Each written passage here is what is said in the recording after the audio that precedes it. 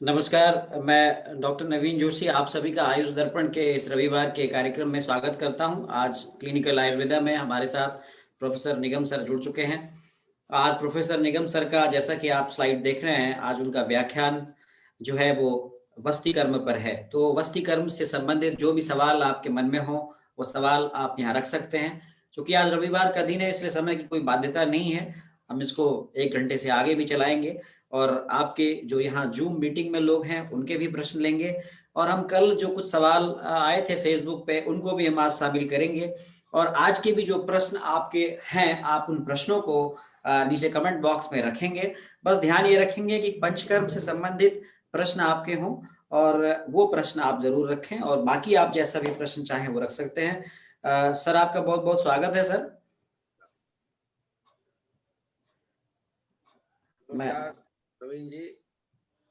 जी sir. कार्यक्रम को प्रारंभ करने के लिए अन्य उपस्थित चिकित्सक बंधु जो कि इस कार्यक्रम को देख रहे हैं, सबको आदर अभिनंदन। अभी तक हम लोगों ने इंट्रोडक्शन पंचकर्म, स्नेहन कर्म, स्वेदन कर्म, वमन कर्म, रेचन कर्म और ऐसे कौन कौन से पंचकर्म की विधाएं हैं जिनको हम ओपीडी स्तर में चालू कर सकते हैं। ठीक है।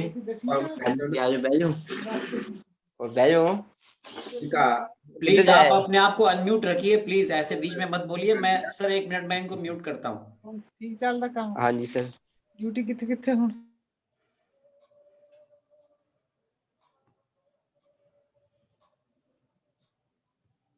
सर 1 मिनट सर, आप अनम्यूट कर लीजिए सर अपने आप को। सर आप अपने आप को अनम्यूट कर लीजिए, अनम्यूट कर लीजिए सर। हाँ ठीक है सर, राइट। पंचकर्म में जैसा कि आप सबको मालूम है, वमन, विरेचन, अनुवासन, स्थापन और नस्य कर्म, इनका अंतर्भाव होता है। इसमें जो वस्ती कर्म है वो सर्वश्रेष्ठ चिकित्सा मानी गई है, क्योंकि वमन कफ के लिए कहा जाता है, कफ के लिए श्रेष्ठ है। विरेचन पित्त के लिए श्रेष्ठ है। वस्ती वायु के लिए श्रेष्ठ है। लेकिन वस्ती के संदर्भ में यह कहा गया है कि सिर्फ वात दोष का शमन नहीं करती, बल्कि कफ, पित्त, रक्तज आदि दोषों को भी निर्हरण करती है।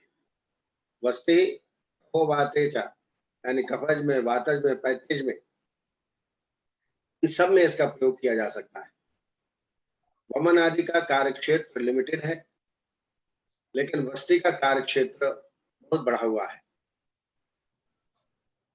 जैसे आप जानते हैं, वायु जो है दोषों का नियमन करती है, वायु के द्वारा दोषों को प्रेरणा मिलती है, और वायु जहां जहां जाती है वहां वहां दोषों को भी ले जाती है और रोग उत्पत्ति करती है। जैसा ये कहा गया है, शाखागताः कोशगताश्च रोगाः मर्मोर्ध सर्वा अवयव अंगजाच ये संति तेषां नहि कस्यजन्नो वायोः परम जन्मन हेतु अस्ति। पिण्डमूत्र पित्तादि मलास्यानां विक्षोभ संघातकरं से अस्मात् तस्यादि वृद्धस्य समानान्यत् वस्ति विना भीषम अस्ति किंचित् तस्मात् चिकित्सा अर्धम इति ब्रुवन्ति सर्वाः चिकित्सामपि वस्ति के। वस्ती को आदि चिकित्सा, संपूर्ण चिकित्सा भी कहा गया है। और वस्ती बहुत ही सरलतम विधि है। आप ओपीडी स्तर में वस्ती कर्म कर सकते हैं, इसमें कोई परेशानी वाली बात नहीं है। तो वस्ती जरूर अपनी प्रैक्टिस में आप लाएं। कोई कठिनाई होगी तो जरूर बताइएगा। आइए अब वस्ती चिकित्सा पर कुछ वर्णन प्रारंभ करते हैं। प्राचीन समय में रबर का, प्लास्टिक का अनुसंधान नहीं हुआ था। तब एनिमल्स के जो मूत्राशय है, उस मूत्राशय को लेकर के वस्ती क्रिया की जाती थी। उस मूत्राशय को साफ सुथरा करके और उसमें द्रव्य भर करके पक्वाशय और गर्भाशय में, गर्भाशय, पक्वाशय और मूत्राशय में वस्ती दी जाती थी। इसीलिए इसका नाम संभवतः बस्ती पड़ गया। ऐसी प्रक्रिया जिसके द्वारा खुदा मार्ग से दोषों को बाहर निकाला जाए और बस्ती यंत्र के द्वारा या बस्ती के माध्यम से बस्ती दी जाए, एनोरेक्टल माध्यम से, बस्तीकरण कहलाता। मैंने पहले ही बताया कि ये बात भर के लिए नहीं है। बस्ती ही बाते च पिते च कफे रखते च सचते संसर्गे सन्निपाते च बस्ती एवं हितासुरा। बस्ती बस धातु से बना है, इसका तात्पर्य होता है निवास करना। यानी जब हम औषधि एनस के माध्यम से देते हैं, कुछ देर वो रुके और कार्य करे, उसी को बस्ती कहा जाता है।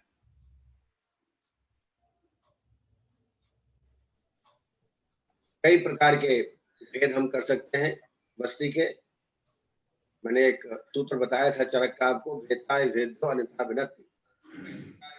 विभेद करने वाला विद्वान अपने अपने दृष्टिकोण से विभिन्न प्रकार के भेदों को कर सकते हैं। शास्त्रों में दो ही प्रकार के हैं, अनुवासन और निरूह बस्ती, दो प्रकार है, लेकिन प्रवृत्ति आचार्यों ने इनके कई प्रकार से भेद किए। पहला भेद है अधिष्ठान भेद से, एनाटॉमिकल क्लासिफिकेशन। पक्वाशयगत या रेक्टल कह सकते हैं हम, गर्भाशयगत, यूट्राइन, मूत्राशयगत, यूरोथ्रोवेजाइनल और व्रणगत। जब व्रण उत्पन्न हो जाता है, एब्सेस उत्पन्न हो जाता है, रोपण को औषधियों को बस्ती के द्वारा एब्सेस में डाला जाता है, इसको व्रण बस्ती भी कहते हैं। अधिष्ठान भेद से चार प्रकार का बस्ती होता है।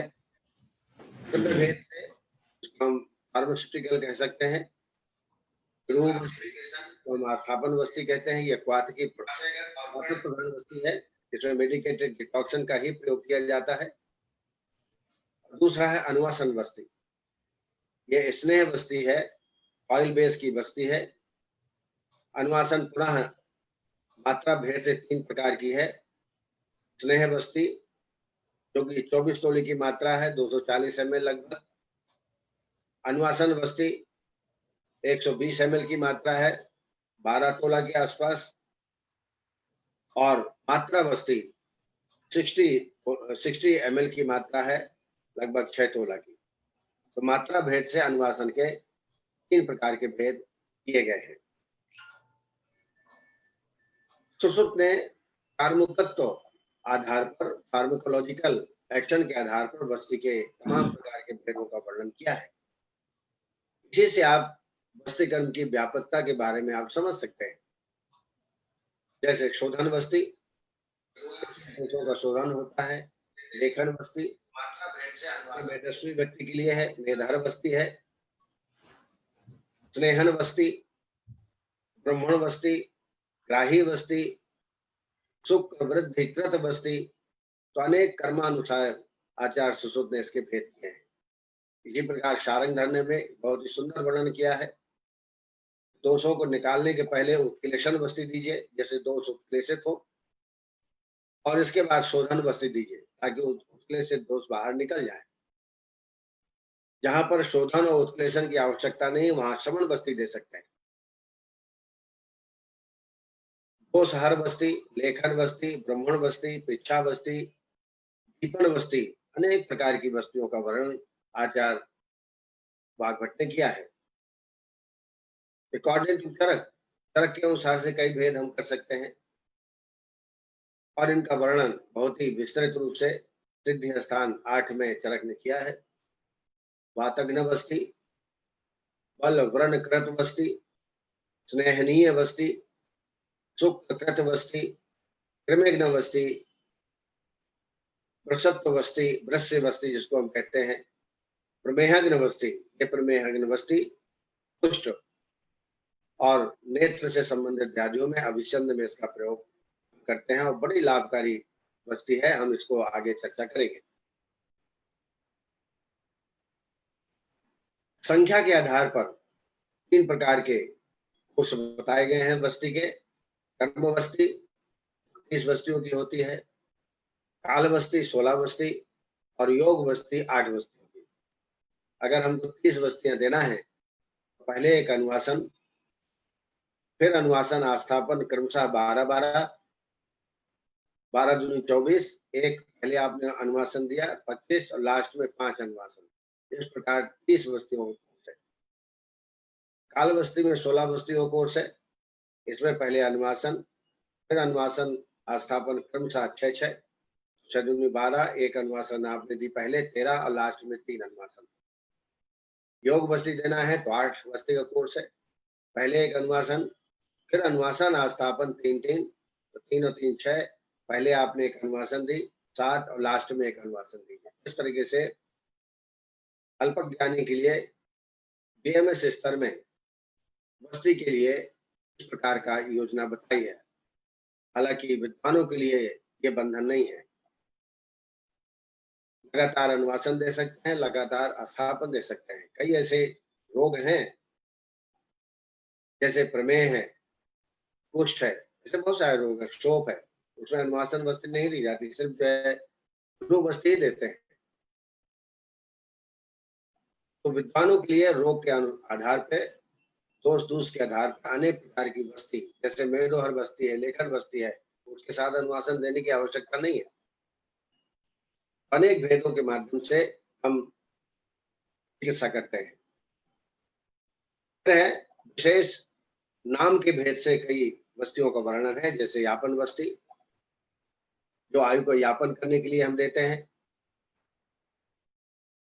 सिद्ध स्थान 12 में देखेंगे तो यापन बस्तियों बहुत सारी ढेर सारी बस्तियों का वर्णन उपलब्ध होता है। सिद्ध बस्ती, प्राश्रित यौगिक, द्वादश प्राश्रित बस्ती, पादहीन बस्ती, तीक्ष्ण बस्ती, मृदु बस्ती, पिच्छा बस्ती और रक्त बस्ती। रक्त क्षय में रक्त बस्ती देते हैं। पिच्छा बस्ती स्तंभन के लिए देते हैं, जहाँ रक्त अतिसार में या प्रवाहिका में निकलता है वहां पर पिच्छा बस्ती दी जाती है।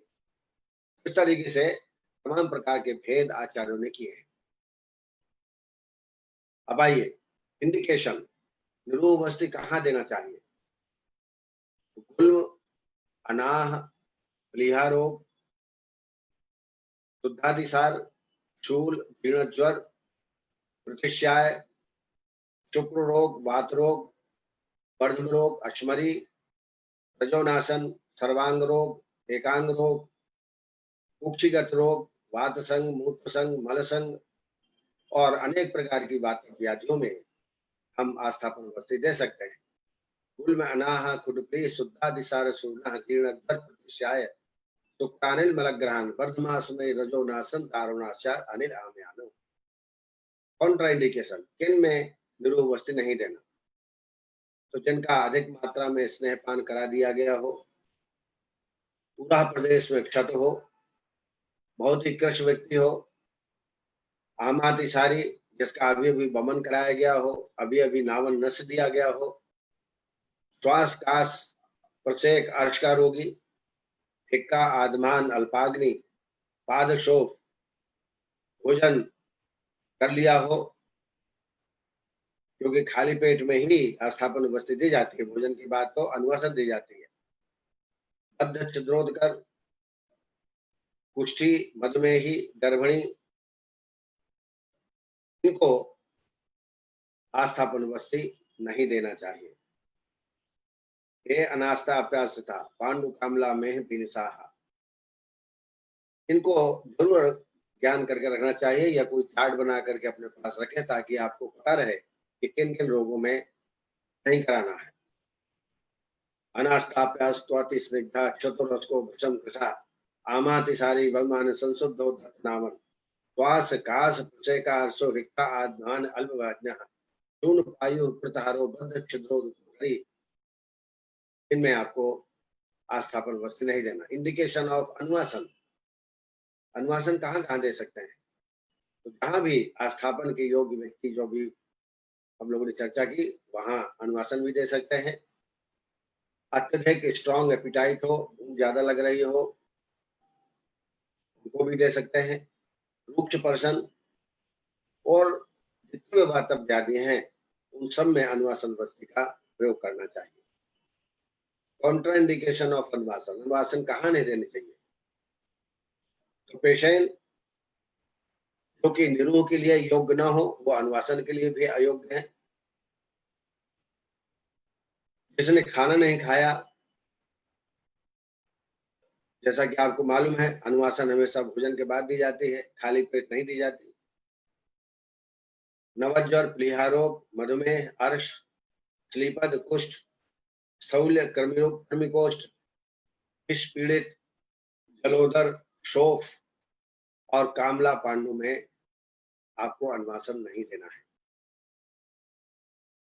ये अनाष्टाप्ता पांडु कामला में पीनसाहा नरन्न प्लिय विडभेद गुरु कोष्ठ कपुत्राः अभिसंदे भ्रम स्थूलम कृम कोष्ठाद्यमानताः पीते विषय गरे पेक्षा चली बिलो गलगंडमान।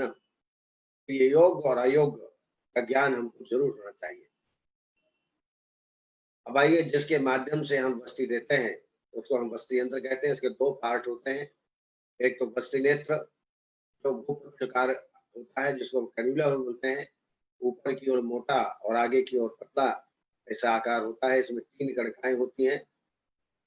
2 कणकाएं मूल में होती हैं जिसमें वस्ती पुटक बांधा जाता है, और एक 4 अंगुल की दूरी पर, अंत से 4 अंगुल की दूरी पर एक कणिका होती है, ताकि हम 4 अंगुल से ज्यादा वस्ती नेत्र को अंदर प्रवेश न कर पाए। और वस्ती पुटक, प्लास्टिक बैग, एनीमा के, आजकल तो हम प्लास्टिक के थैलियों का प्रयोग करते हैं वस्ती पुटक के रूप में, और ये बड़ा उपयोगी है। यूज एंड थ्रो, एक बार प्रयोग करिए फेंक दीजिए। इससे इन्फेक्शन भी नहीं फैलता और अपेक्षाकृत अच्छी विधि से हम वस्ती को डाल सकते हैं। क्योंकि आस्थापन वस्ती में काढ़ा भी होता है, कलकत भी होता है, घृत है, तो एनीमा कैन से वो वस्ती जाती नहीं है। इसलिए आधा किलो के 400 ml, 500 ml, 600 ml के प्लास्टिक के पैक मिलते हैं बाजार में, वो खरीद करके और वस्ती नेत्र में बांध करके आप वस्ती पुटक के माध्यम से वस्ती देना चाहिए आपको। उत्तर वस्ती एक बहुत प्रमुख चिकित्सा है जिसको हम मूत्राशय में और गर्भाशय में प्रयोग करते हैं, और उस नेत्र को पुष्प नेत्र कहा गया है।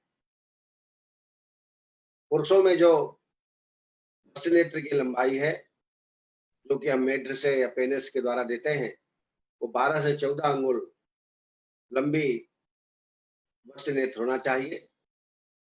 उसका छिद्र सर्षप आकार का होना चाहिए। और स्त्रियों में उत्तर वस्ती जब करते हैं तो उसकी लंबाई 10 अंगुल होनी चाहिए वस्ती नेत्र की, और इसमें 4 अंगुल ही प्रविष्ट कराते हैं, और उसका छिद्र मूंग के बराबर होता है।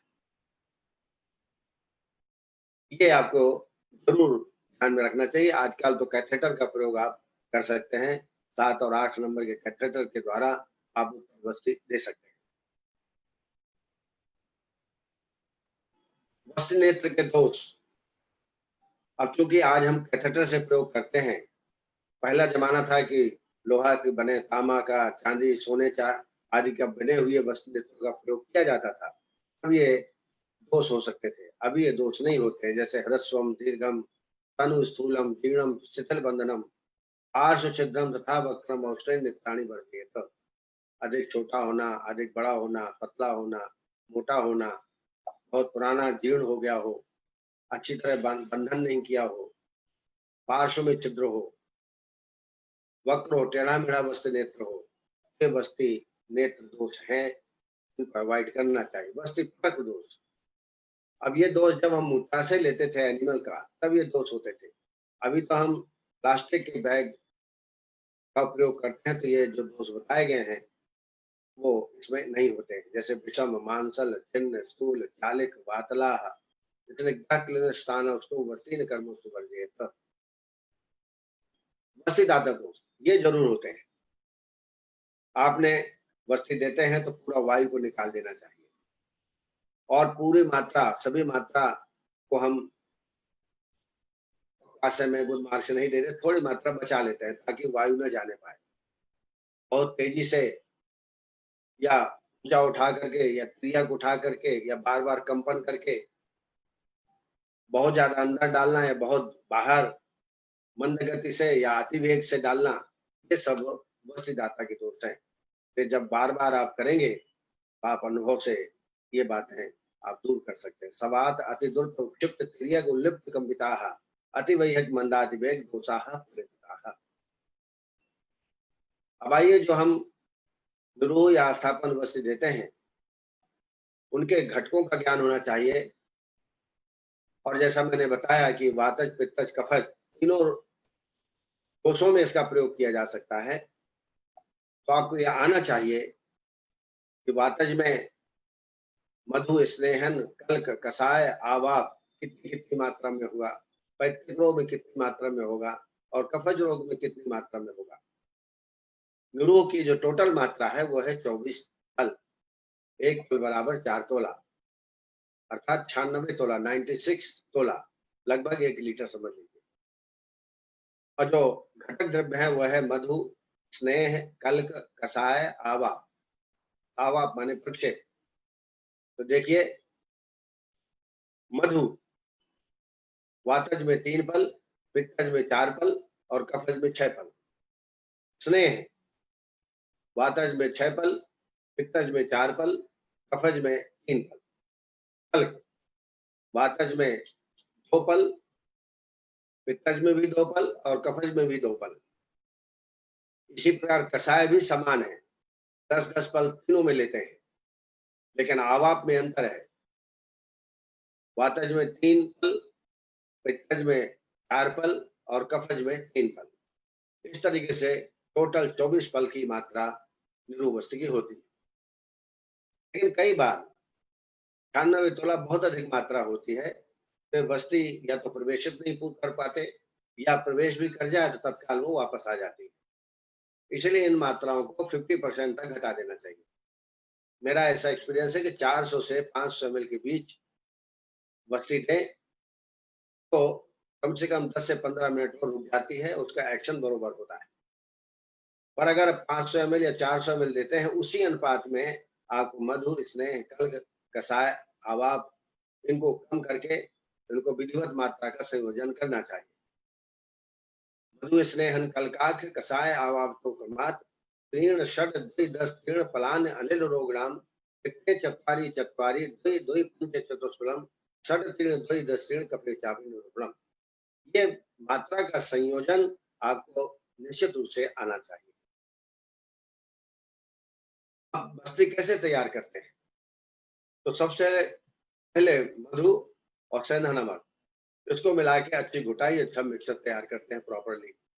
लगभग 5 मिनट तक मर्दन किया जाता है।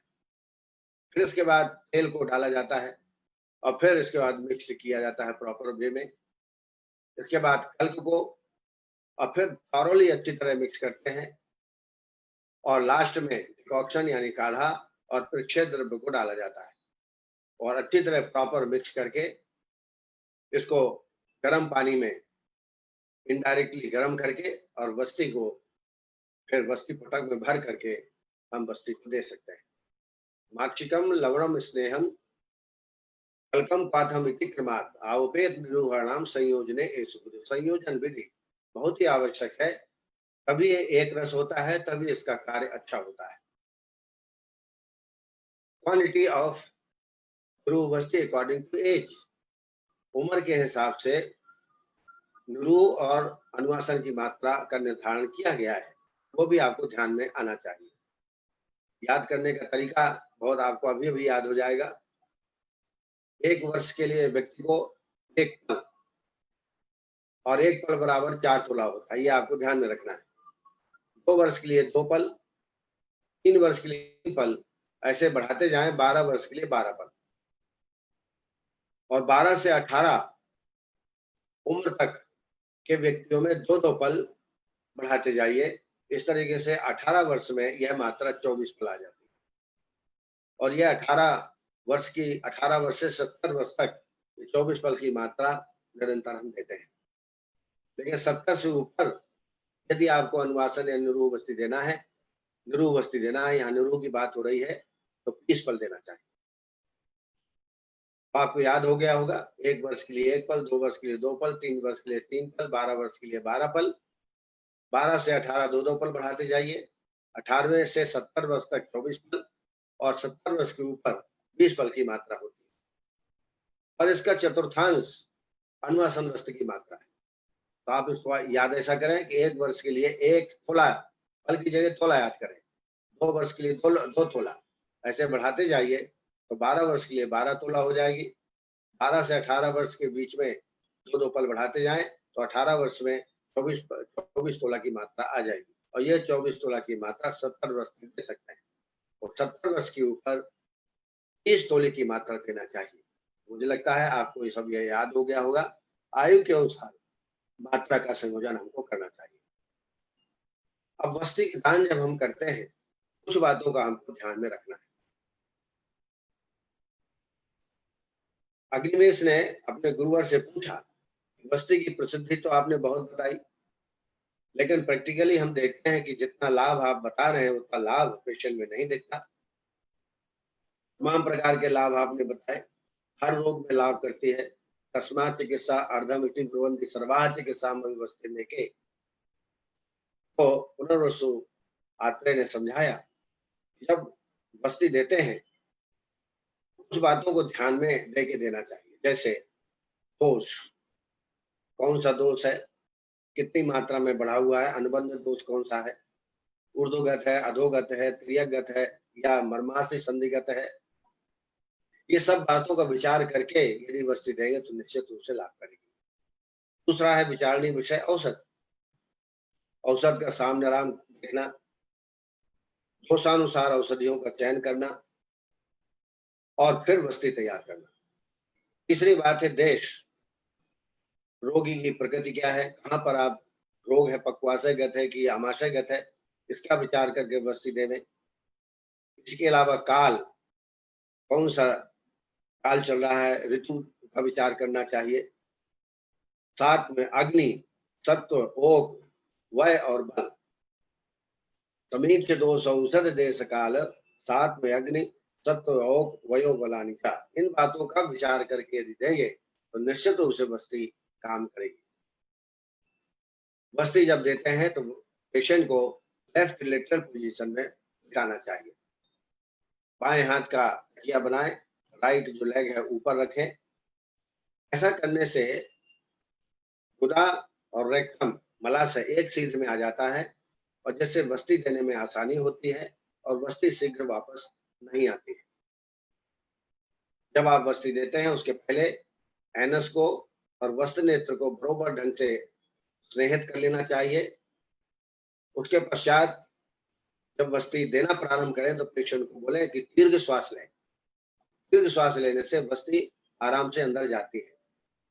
वस्ती देते समय आप में कंपन न हो, बहुत जल्दी तेजी से वस्ती ना दें और बहुत स्लो इंडक्शन भी ना करें, ये भी ध्यान रखें।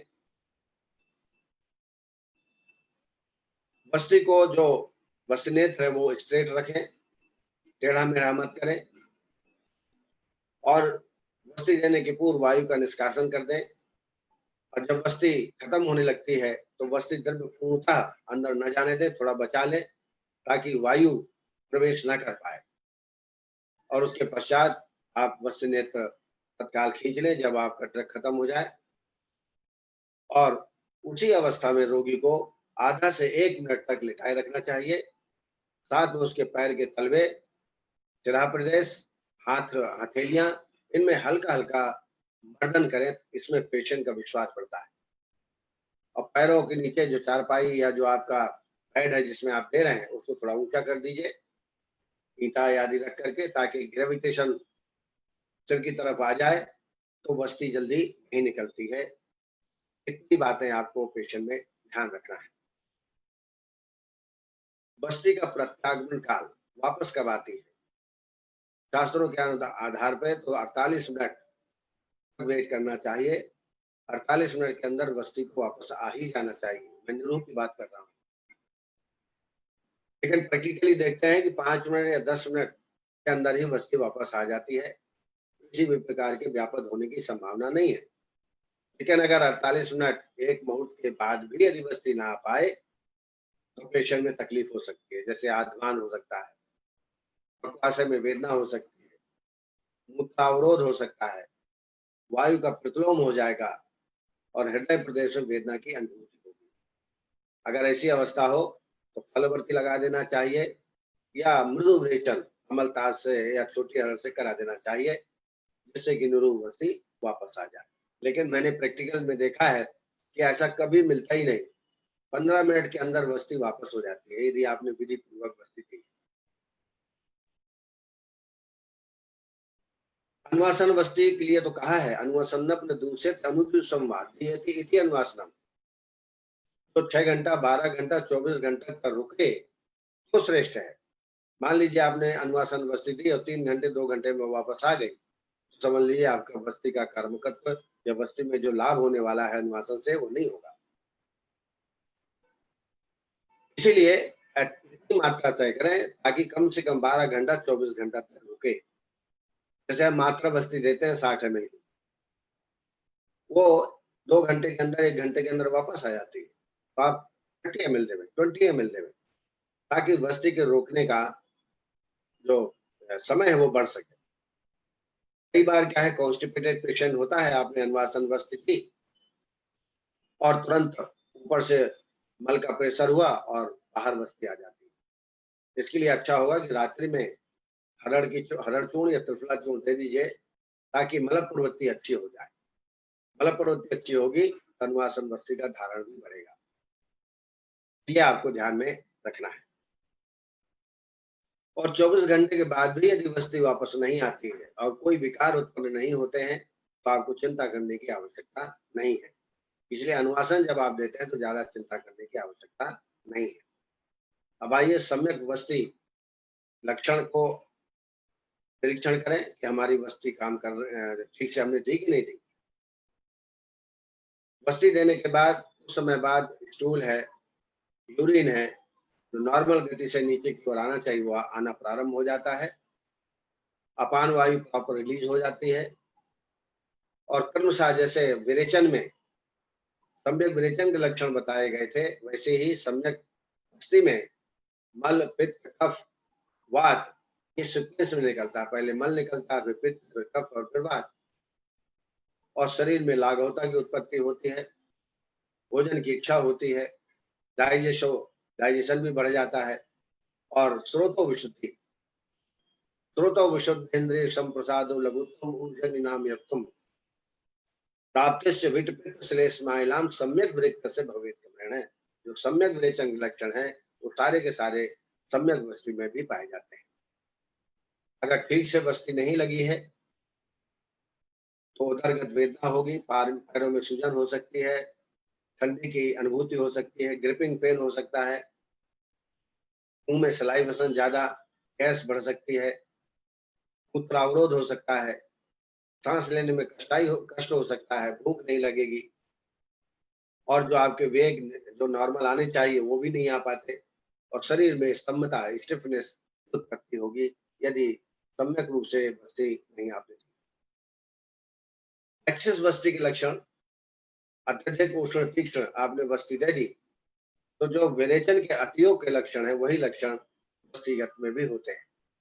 जैसे शरीर में नम्बनेस लगना, झुंझुनाहट महसूस होना, शरीर में वेदना, थकावट, नींद नहीं आना, कंपन होना, कमजोरी, ड्राउजीनेस, उन्माद और जैसे रोग पेशेंट में उत्पन्न हो जाते हैं यदि अति मात्रा में और हमारे कोष जो है उनका क्षय हो जाए वस्ती के माध्यम से। पश्चात कर्म,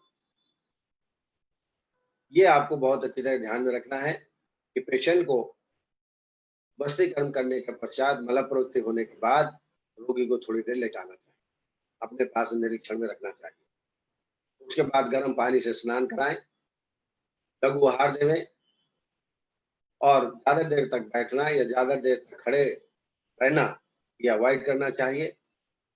ऊंचा बोलना, अत्यधिक बातचीत करना, ट्रेवलिंग, स्वाप, दूसरा सनलाइट और कोल्ड वायु जो होती है उसमें संपर्क सीधा नहीं होना चाहिए पेशेंट का। ज्यादा गुस्सा करना, ज्यादा चिंता करना ये सब अवॉइड करना चाहिए। जो वर्ज्य विषय है उच्चैर भाषम रतिक्षोभम अतिसंक्रमणासने अजीर्ण अहित भोज्य च स्वप्नम च मृतम, ये वर्ज्य होना चाहिए। कॉम्प्लिकेशन व्यापक निरूह वस्ती के व्यापक 12 की संख्या में आचार्य चरक ने बताया है। लेकिन यदि सम्यक प्रकार से अपनी वस्ती दी है तो कभी भी व्यापद उत्पन्न नहीं होते।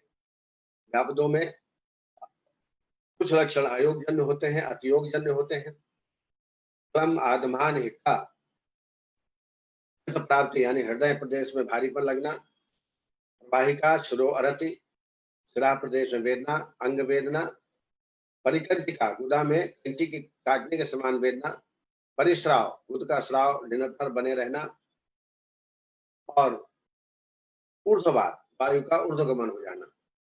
नाथ योगो क्लम आत्माने हिक्का हृत प्राप्त रोधता प्रवाहिका शिरो अंगार्थी परिकर्तिका परिश्रवा द्वादश व्यापदो बसते असम्यक योग संभवा। कॉम्प्लिकेशन ऑफ अनुवासन वस्ती, जब अधिक मात्रा में वात की वृद्धि हो और स्नेह आपने कम दिया है तो वातावृत स्नेह होता है। पित्त दोष अधिक है तो पित्तावृत स्नेह, कफावृत स्नेह, अन्नावृत स्नेह, पुरुषावृत स्नेह और अभुक्ते च प्रयुक्तस्य खाली पेट में वस्ती देना। भोजन के बाद ही हमेशा वस्ती देना चाहिए। वात पित्त कफत्यान्न पुरुषे आवृतश्च अभुक्ते च पीड़ितस्य स्नेह वस्ते षडापदाः। कॉम्प्लिकेशन, वस्त्री यंत्र के माध्यम से कॉम्प्लिकेशन कौन कौन से हो सकते हैं ये हम चर्चा कर चुके हैं। वस्त्र नेत्र के कारण 8 रोग, 8 प्रकार के व्यापक, वस्ती पुटक के कारण 8 प्रकार और वस्ती दाता जन्म 10 प्रकार के व्यापक होते हैं, जिनकी चर्चा हम पिछले कराए हैं। तो इस तरीके से वस्ती के बारे में आपसे चर्चा की। अब बड़े साधारण प्रक्रिया है, आपको इसमें डरने की कोई आवश्यकता नहीं। आइए उत्तर वस्ती, बहुत चिकित्सक उत्तर वस्ती का प्रयोग कर रहे हैं, ये जान के बड़ी प्रसन्नता होती है। उत्तर वस्ती का मतलब होता है गोदा से उत्तर प्रदेश में, उत्तर की दिशा में, या उत्तम लाभ देने वाली ये वस्ती होती है, इसलिए उसको उत्तर वस्ती कहा जाता है। यह वस्ती मेढ्रे के द्वारा अर्थात पेनिस के द्वारा योनि के माध्यम से ये वस्ती दी जाती है, इसको हम उत्तर वस्ती कहते हैं। क्योंकि उत्तर मार्ग से यह दी जाती है और इसके रिजल्ट भी उत्तम होते हैं, इसलिए यह श्रेष्ठ वस्ती है, इसीलिए इसका नाम शायद उत्तर वस्ती पड़ा है। पुरुषों में जो उत्तर वस्ती देते हैं मेढ्रे के माध्यम से, उसकी मात्रा 25 ml से 50 ml तक है। लेकिन प्रारंभिक स्तर में आप 10 ml से 20 ml तक दें, धीरे धीरे आप इसकी मात्रा बढ़ा सकते हैं। इंडिकेशन, तो जितने भी मूत्राघात हैं, जो 13 प्रकार के मूत्राघात, मूत्रोगसाद जठरम प्रचम उच्चंग संख्यो मूत्राति तनला स्टिला वात वस्ती, ये जो 13 प्रकार के मूत्राघात हैं उन सब में इस प्रकार की वस्ती दे सकते हैं। ध्वजभंग और शुक्र दोष में भी उत्तर वस्ती श्रेष्ठ होती है। मूत्र कृचरा, दैव्य, ग्रंथि और आशीला में भी उत्तर वस्ती के लाभ अच्छे पाए जाते हैं। डॉक्टर पांडे, SN पांडे हैं उज्जैन में, वो उत्तर वस्ती बहुत करते हैं, बहुत दूर दूर से पेशेंट आते हैं। आप भी इसको प्रारंभ करें, इसमें कोई कठिनाई नहीं है। मटेरियल्स क्या क्या चाहिए आपको, तो rubber catheter of variety sizes, ज्यादातर तो 7 और 8 नंबर का जो रबर कैथेटर है उसका प्रयोग हम करते हैं। 50 ml स्टेराइल सिरिंज का होना आवश्यक है। फिर मेडिकेटेड ऑयल्स और मेडिकेटेड घृत, जिसके माध्यम से आपको स्नेह देना है, उसके लिए दशमूल तेल का प्रयोग ज्यादा होता है, या रोगानुसार फिर आप चयन कर सकते हैं। प्रोसीजर है, सबसे पहले रोगी को बैठाल दें या लिटा दें, फिर एक्सटर्नल ओलिएशन फोमेंटेशन करें। रोगी को लिटाने के बाद 25 से 50 ml या 10 ml से 20 ml आप घृत या तेल को सिरिंज में, स्टेराइल सिरिंज जो स्टेराइजेशन कर चुके हैं ऐसी सिरिंज में भरें और फिर कैथेटर में फिक्स करके, और ये वस्ती आप धीरे धीरे कैथेटर को पेनिस के माध्यम से अंदर डालें। लगभग 6 इंच वस्त्र नेत्र को अंदर डालना चाहिए, ये ध्यान में आपको रखना है। और इसकी जो लंबाई है वो 12 से 14 अंगुल की होती है। स्लोली इसको प्रवेशित करना चाहिए और धीरे से उसको पुश कर देना चाहिए। पश्चात कर्म के रूप में बस्ती should ripen up to the 6 घंटे से 12 घंटे तक ये बस्ती रुक सकती है, स्नेह की बस्ती। लेकिन यदि काढ़े की बस्ती देते हैं तो विद इन 5 मिनट जल्दी ही वापस आ जाती है। पेशेंट को कुछ उष्ण भोजन देना चाहिए, लघु भोजन देना चाहिए। फिजिकल और मेंटल स्ट्रेस बिल्कुल ना हो, ये ध्यान दें। और बस्ती को 3-3 कोर्स देना चाहिए। 3 दिन दीजिए, 3 दिन मत दीजिए, 3 दिन दीजिए, 3 दिन मत दीजिए। ऐसे 3 कोर्स उत्तर बस्ती के दी जाती है। उत्तर बस्ती इन फीमेल में उत्तर बस्ती बहुत ही लाभप्रद है, जो वेजाइना के माध्यम से दी जाती है। जितने भी योनि व्यापक हैं, रजोदोष है, बंधत्व स्टेरिलिटी में इसका विशेष लाभ प्राप्त होता है। जहां ब्लीडिंग हो रही हो वेजाइना से, प्रेगनेंसी में उत्तर बस्ती फीमेल में नहीं देते। Materials: artery forceps, sponge holding, Sims vaginal speculum, anterior vaginal wall retractor,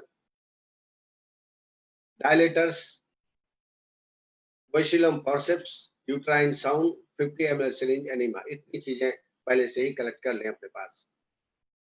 medicine में मेडिकेटेड घृत, जैसे फल घृत है, दशमूल तैल है, त्रिव्रत तैल है, या काढ़े के रूप में देना है तो गंभारी और कोटच, इसका काढ़ा बना करके फल घृत मिला करके निरूप बस्ती हम तैयार करते हैं।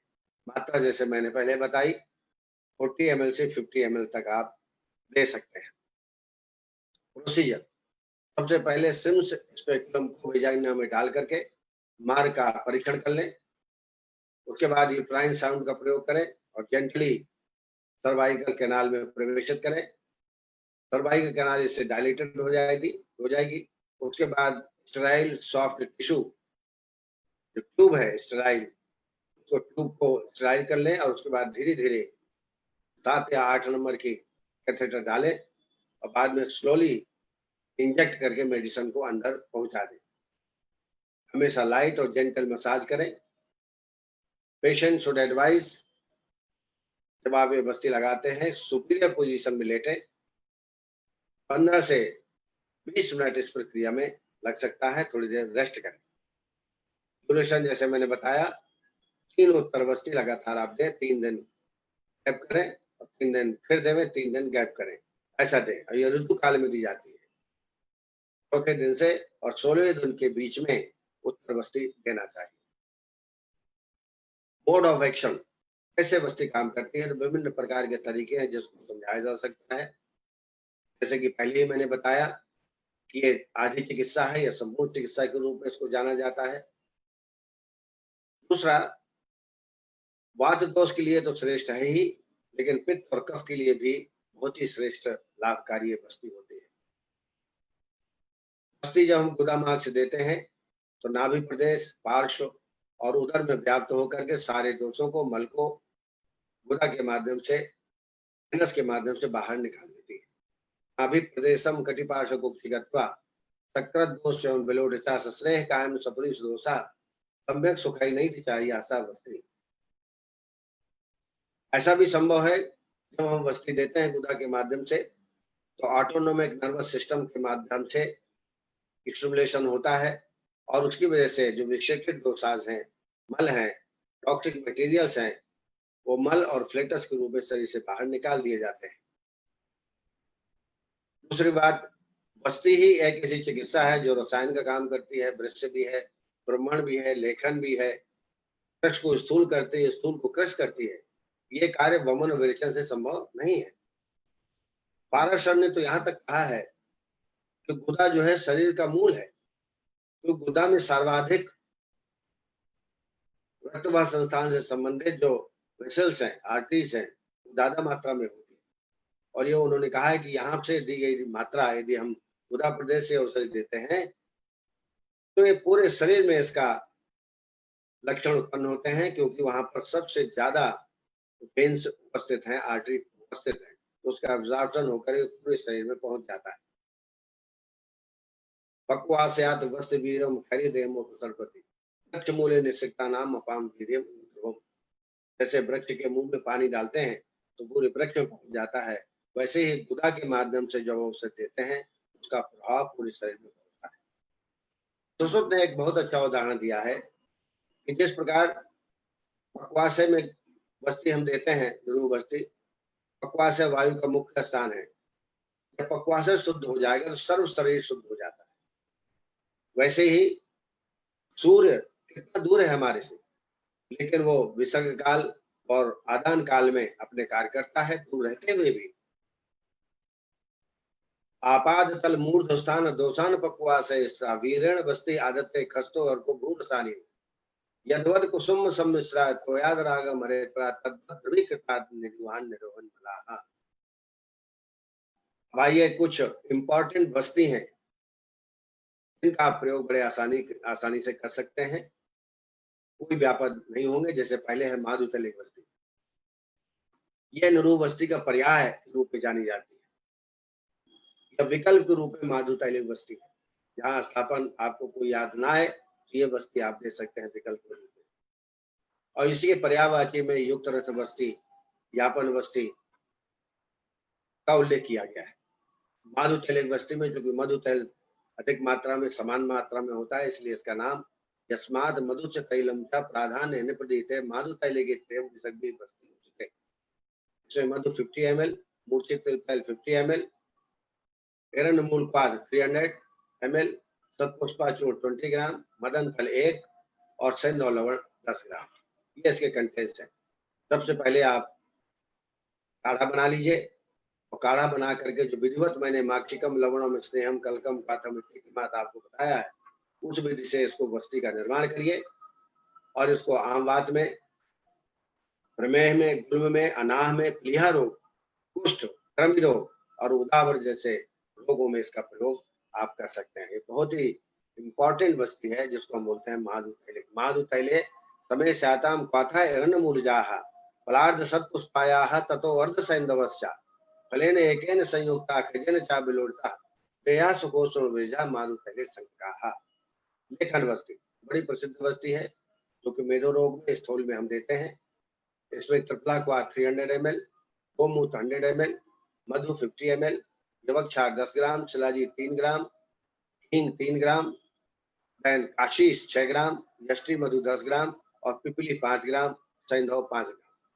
इसको भी अकॉर्डिंग टू क्लासिक्स जैसा विधि है बस्ती की बनाने की विधि मैं पहले चर्चा कर आया हूँ, उस विधि से इसको बनाएं और इसको 11, 16, 21 दिन के कोर्स में आप पेशेंट को दें। और ये बहुत ही उपयोगी है स्थूल रोग के लिए। वैतरणी बस्ती, नाम से स्पष्ट है कि इस बस्ती को देने से रोगी वैतरणी पार कर लेता है। ये आम बात बड़ी कठिन साध्य व्याधि है। ये आम बात के लिए विशेष वैतरणी बस्ती का वर्णन किया गया है।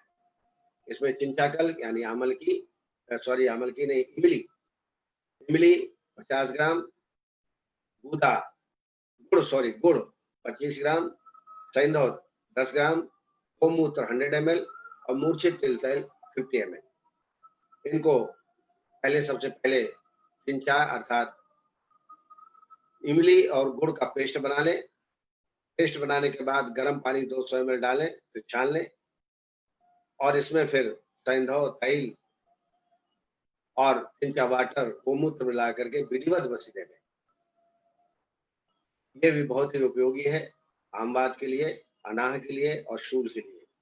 इन व्याधियों में इसका प्रयोग करें, आपको तत्काल लाभ प्राप्त होगा।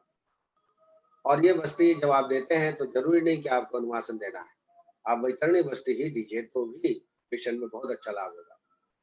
क्षीर बस्ती ये भी बहुत ही इंपॉर्टेंट बस्ती है। इसमें दूध 300 ml, शतावरी चूर्ण 20 ग्राम, मुलैठी चूर्ण 20 ग्राम, ब्राह्मी 10 ग्राम, पिपली चूर्ण 5 ग्राम और घृत लें, ज्यादा अच्छा रहेगा 50 ग्राम। इसमें 300 ml दूध लें, 300 ml पानी डालें और जो दवाइयां ऊपर उल्लेख है तो उनका कल्प बना करके इसमें डालें और धीरे धीरे इसको पकाएं। जब दूध शेष रह जाए तब तक पकाएं, छान लें, ठंडा होने पर इसमें पंचतत्व मिलाएं और इसको पैतृक व्याधियों में पेप्टिक अल्सर, ड्यूडनल अल्सर, अम्लपित्त, ऑस्टियोआर्थराइटिस, ऑस्टियोपोरोसिस, इन सब में इस बस्ती का प्रयोग करें। बहुत अच्छी बस्ती है, श्रेष्ठ बस्ती है। इसके अलावा palpitation, hotness, anxiety, sleeplessness, restlessness में भी इस बस्ती का प्रयोग करना चाहिए और इसमें किसी भी प्रकार के व्यापक पेशेंट पे नहीं होते। इच्छा बस्ती नाम से स्पष्ट है, स्तंभक बस्ती। इसमें मिल्क 300 ml, उटक चूर्ण 10 ग्राम, मोच रस 10 ग्राम, शतावरी चूर्ण 20 ग्राम, पिपली चूर्ण 10 ग्राम और धनवांकुर माने जवारा 20 ग्राम। 300 ml दूध लें, 300 ml पानी लें और इन औषधियों को कल्क बना के इसमें डालें।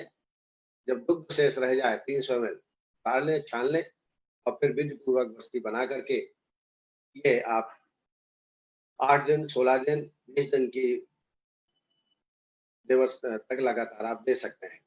पेशेंट अगर इकट्ठा दिन लेने को तैयार न हो तो प्रारंभ दिन 8 दिन का कोर्स करें, इसके बाद 8 दिन रेस्ट करें, फिर 8 दिन करें।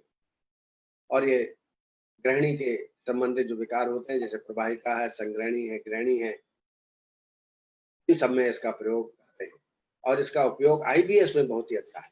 आईबीएस में भी इसका प्रयोग आप कर सकते हैं। पंचकोल क्षार बस्ती, यह बस्ती उज्जैन में अनुसंधान के माध्यम से तैयार की गई है। यह आम बात के लिए बड़ी श्रेष्ठ है। पंचकोल पात 300 ml, अम्ल बेतस 20 ग्राम। जब आप पंचकोल काढ़ा बनाते हैं अम्ल बेतस को भी इसमें मिला देते हैं। यवक क्षार 20 ग्राम, सैंधव 10 ग्राम, गोमूत्र 100 ml, मधु 20 ml और सैंधवादी तेल 50 ml। जैसा मैंने पहले बताया, अम्ल बेतस को पंचकोल काढ़े में मिला करके 300 क्वाथ तैयार कर लें और फिर जैसे क्लासिक्स में जैसा मैंने आपको बताया उस प्रकार से माक्षिकम लवणम स्नेहम कलकम क्वाथमिति क्रमात् से बना करके बस्ती तैयार करें और ये काल बस्ती, कर्म बस्ती, योग बस्ती के हिसाब से दे सकते हैं और आवश्यकता पड़ने पर सैंधवाद तेल की मात्रा बस्ती देनी चाहिए। प्रमेहग्न बस्ती, जैसे मैंने आपको बताया था, इस पर भी हम लोगों ने रिसर्च किया है। बहुत अच्छी श्रेष्ठ बस्ती है। 1 वर्ष का यदि प्रमेही व्यक्ति है तो निश्चित रूप से इस बस्ती को देने से लाभ मिलता है। इसमें पटोल पत्र 20 ग्राम, निम्न छाल 20 ग्राम, किरायता 20 ग्राम, रासना 10 ग्राम, सप्तपर्ण 10 ग्राम, महामज्जक 20 ग्राम और गुड़माड़ 20 ग्राम। 300 ml इसका 300 ml काढ़ा तैयार कर लीजिए। इसमें पंचतत्व 50 ml मिलाइए, सरसब कल 20 ग्राम और विधिवत मिला करके बस्ती तैयार कीजिए और इसको 8 दिन, 16 दिन या 21 दिन के डोज में आप दे सकते हैं। पेशेंट की उपलब्धता के आधार पर आप बस्ती को डिसाइड करें, लेकिन कम से कम 16 बस्ती तो देना ही चाहिए। ये जो है प्रमेह के लिए, कुष्ठ के लिए और अभिसंधि के लिए श्रेष्ठ है, नेत्राभिसंधि के लिए। कृमिघ्न बस्ती, जैसा आप जानते हैं कृमि रोग जो हम चिकित्सा करते हैं कई बार कृमि नाश नहीं हो पाता। आप ये बस्ती देके देखें, 7 बस्ती देने के बाद कृमि नष्ट हो जाते हैं। इसमें विडंग 15 ग्राम, त्रिफला 15 ग्राम, सिग्गू 15 ग्राम, मदन फल 15 ग्राम, मोथा 15 ग्राम और दंती 15 ग्राम। इनका सबका 300 ml काढ़ा बना लीजिए और फिर इसमें विडंग और पिपली कल्क डालिए और विधिवत बस्ती तैयार करके 8 से 16 बस्ती दीजिए। ये बहुत अत्यंत लाभकारी है कृमि रोग में। आप देखेंगे इसमें अनुवासन बिल्कुल नहीं देना चाहिए। मैंने बताया ना, कई ऐसे रोग हैं जैसे उदरी च प्रमेही च कुष्ठी स्थूला से मानवाहा अवश्यम स्थापना स्याति नानुवासस कथंतन। उदर रोग में, प्रमेह रोग में, शोफ में, कुष्ठ में इसमें आस्थापन तो दे सकते हैं लेकिन अनुवासन बस्ती नहीं देना चाहिए। यापन बस्ती, ये दीर्घ आयु प्राप्त करने के लिए बस्ती है, बहुत अच्छी श्रेष्ठ बस्ती है। इसमें यव, कोल, कुलत्थ, यष्टि मधु, पिपली, अश्वगंधा मूल और केवाच मूल, इसको सिद्ध बस्ती भी कहते हैं। इसमें 300 ml काढ़ा तैयार कर लीजिए उपरोक्त औषधियों का, 5 ग्राम। इसके अलावा शतावरी घृत 30 ml, मधु 20 ml मिला करके विधिवत बस्ती तैयार करिए और ये बस्ती बड़ी श्रेष्ठ है। इसको भी 8 दिन, 16 दिन, 20 दिन दे सकते हैं। ये न्यूरोमस्कुलर डिसऑर्डर से बहुत ही लाभकारी है। पार्किंसंस में बड़ा अच्छा इसका उपयोग है और जो लोअर मोटर न्यूरॉन डिसऑर्डर्स हैं उनमें इसका प्रयोग आप कर सकते हैं। वाजीकरण बस्ती, नाम से स्पष्ट है, वाजीकरण के लिए अश्वगंधा मूल, चमाच चूर्ण, बबूल फली और श्वेत मूसली प्रत्येक 25-25 ग्राम लेकर के 300 ml काढ़ा तैयार करिए और 300 ml दूध डालिए और जब पानी जल जाए, दूध शेष रहे 300 ml तो छान लीजिए। छानने के बाद इसमें मधु 20 ml, मूर्छित तिलतैल 20 ml और गोघृत 50 ml डाल करके बस्ती दीजिए। बाजीकरण लाभ प्राप्त होगा आपको। लगातार 7 बस्ती, 15-16 बस्ती या 21 बस्ती लगातार आप दे सकते हैं। इसमें आवश्यकता हो शतावरी घृत या अश्वगंधा घृत की बस्ती आप दे सकते हैं। और ये कम से कम 8 दिन, 16 दिन, 20 दिन तक पेशेंट को देना चाहिए। युक्त रक्त बस्ती, पेशेंट आजकल व्यस्त है, सवारी में चलता है, अगर सवारी में भी रहे तो भी ये बस्ती दी जा सकती है, इसलिए इसका नाम पड़ा युक्त रक्त बस्ती। तथा स्वेप चा युक्तेषु हस्तस्व चा विकल्पे यस्मात् न प्रसिद्धोऽयं तो बस्ती युक्त तथा स्मृता। इसमें बचा, पिपली, एरंडमूल, यष्टि मधु, मदन फल, तिलतैल, मधु और सेंधव, ये मात्रा मैंने लिखी हुई है। इसका काढ़ा बना लें 300 ml, फिर इसमें तिलतैल, मधु और सेंधव मिलाकर के बस्ती तैयार करें क्लासिक मेथड से। जैसे बार बार मैं बोलता हूँ, मधु स्नेहन कलकाय कषाय मात्रा का संयोजन ठीक करें। माक्षिकम लवणम स्नेहम कलकम पातम बात, ये बस्ती किसी भी तरीके से आप दे सकते हैं। अगर वो वायुयान में जा रहा हो, कार में भी जा रहा हो, तो भी ये बस्ती दी जा सकती है और ये वातव व्याधियों की बड़ी ही श्रेष्ठ बस्ती है। इस तरीके से मैंने कुछ अपने अनुभव जन्य बस्ती बताए, जिनका प्रयोग आप करें, निश्चित रूप से आप लाभान्वित होंगे और किसी भी प्रकार के व्यापद होने की पूर्ण गारंटी में लेता हूँ। किसी भी प्रकार के व्यापद उत्पन्न नहीं होगी। आज चूंकि नवीन ने थोड़ा छूट दे दी थी, इसलिए मैंने थोड़ा लगभग 1 घंटे तक व्याख्यान दिया। आज रविवार है सर, आज पूरा समय है, आज हम प्रश्न भी लेंगे। जितने भी हैं हमारे साथ, वैद्य अरविंद पाठक जी, सोनल पटेल जी, उषा तमानी जी, विकास कुमार जी, रजनीश शर्मा जी, पुण्य साहू जी, पायल जैन जी, हरजीत सिंह जी, रफीक खान जी, वंदना पाठक जी और भी तमाम लोग जुड़े हैं, प्रदीप जी, आरती शर्मा जी।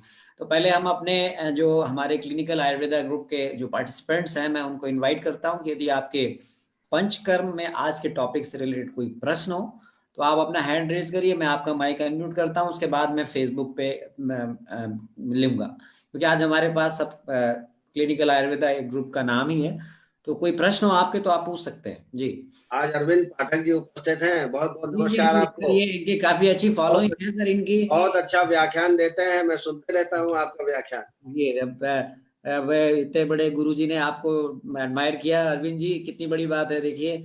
और सर ये हमने क्लिनिकल आयुर्वेदा ग्रुप बनाया है, तो इसमें ये लोग जुड़े हुए हैं, तो इतने तो आप पार्टिसिपेंट्स तो हैं, आपके लेक्चर सुनेंगे ही सुनेंगे, और उसके बाद इनको हम प्रायोरिटी देंगे क्वेश्चंस में।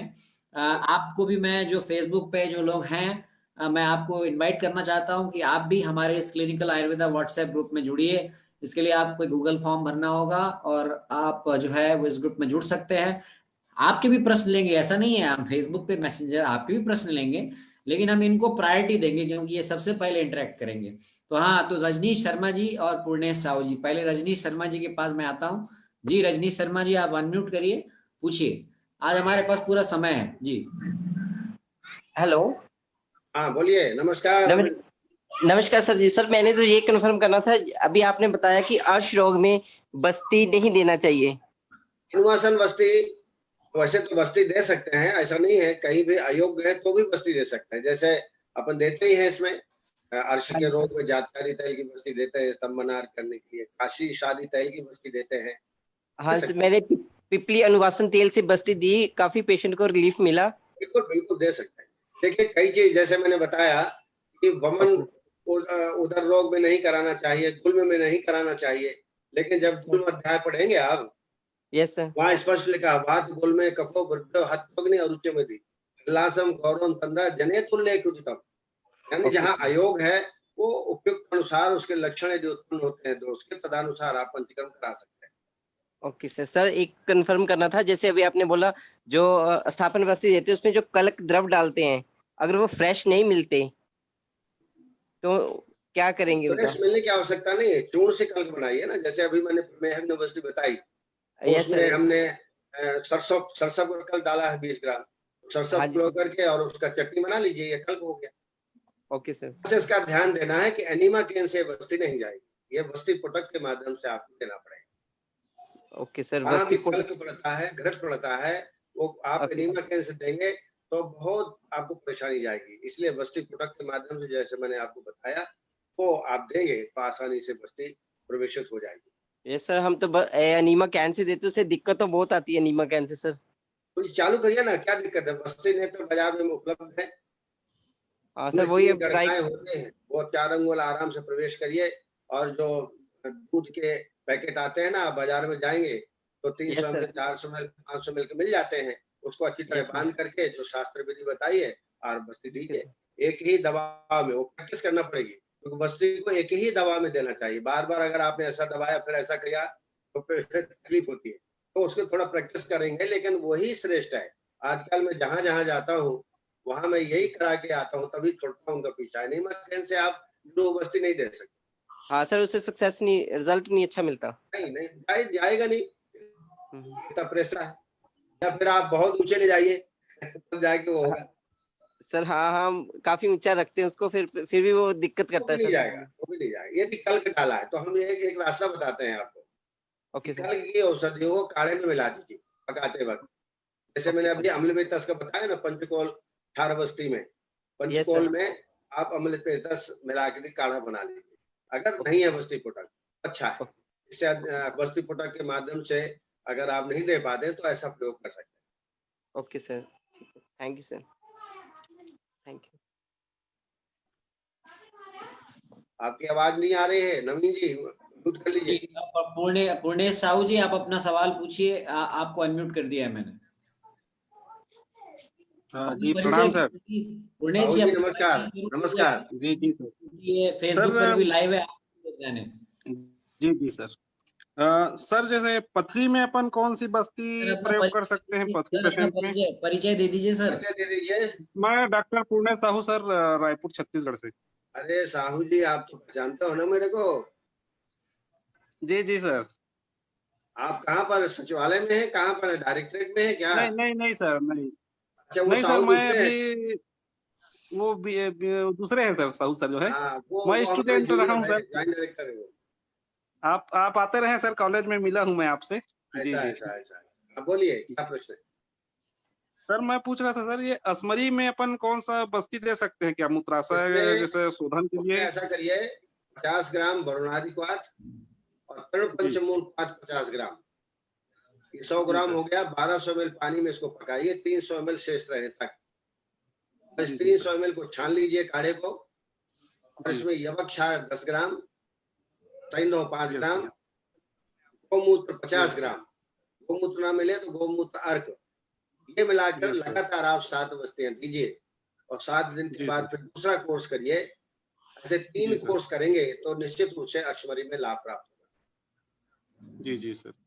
जी। पुर्णेश साहू जी, बहुत बहुत धन्यवाद आपका। उषा तवानी जी को मैं अनम्यूट करता हूँ। उषा तवानी जी, आप अपना प्रश्न आराम से पूछिए, अपना परिचय जरूर दीजिए, क्योंकि फेसबुक पर भी ये लाइव है तो आपको भी लोग जाने।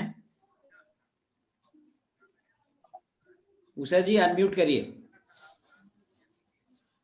नमस्ते सर। हाँ उषा तवानी जी, आपको बहुत बहुत धन्यवाद। आप प्रत्येक लेक्चर सुनती हैं, इसके लिए अभिनंदन आपको।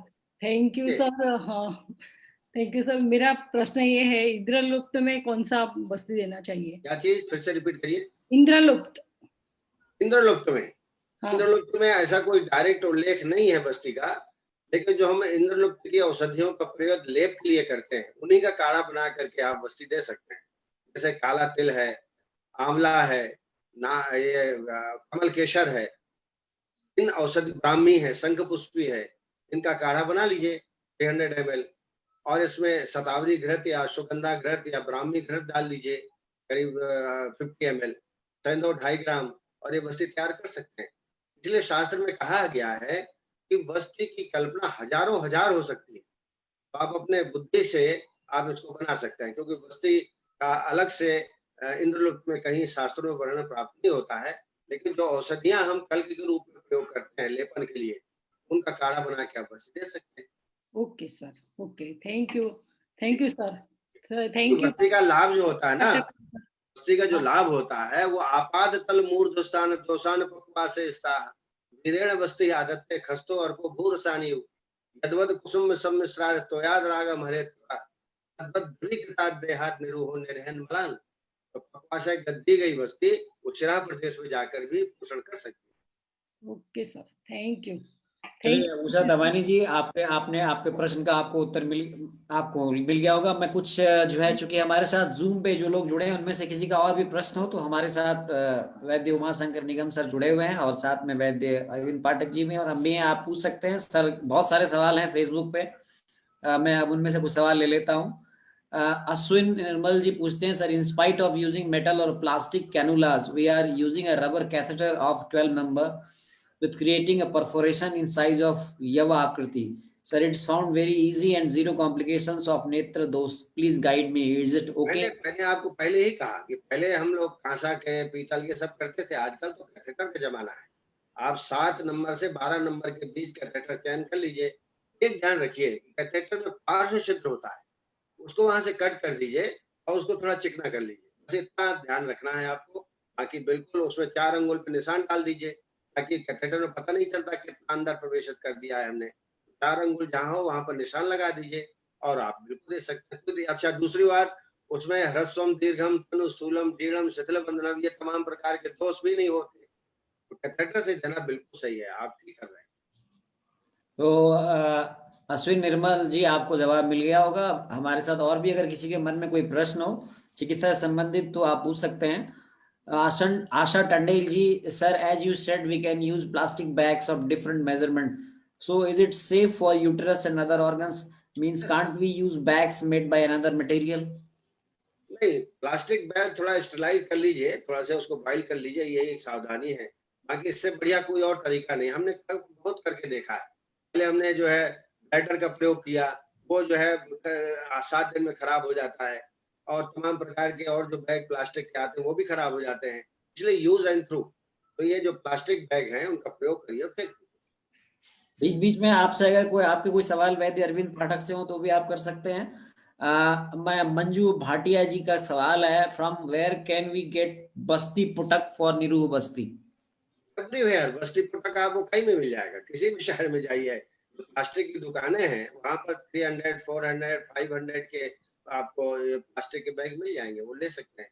बंधन के लिए एक मजबूत बंधन तैयार कर लीजिए बांधने के लिए। प्रदीप जी, आपने अपना कैमरा ऑन किया हुआ है, कोई प्रश्न तो नहीं है आपका?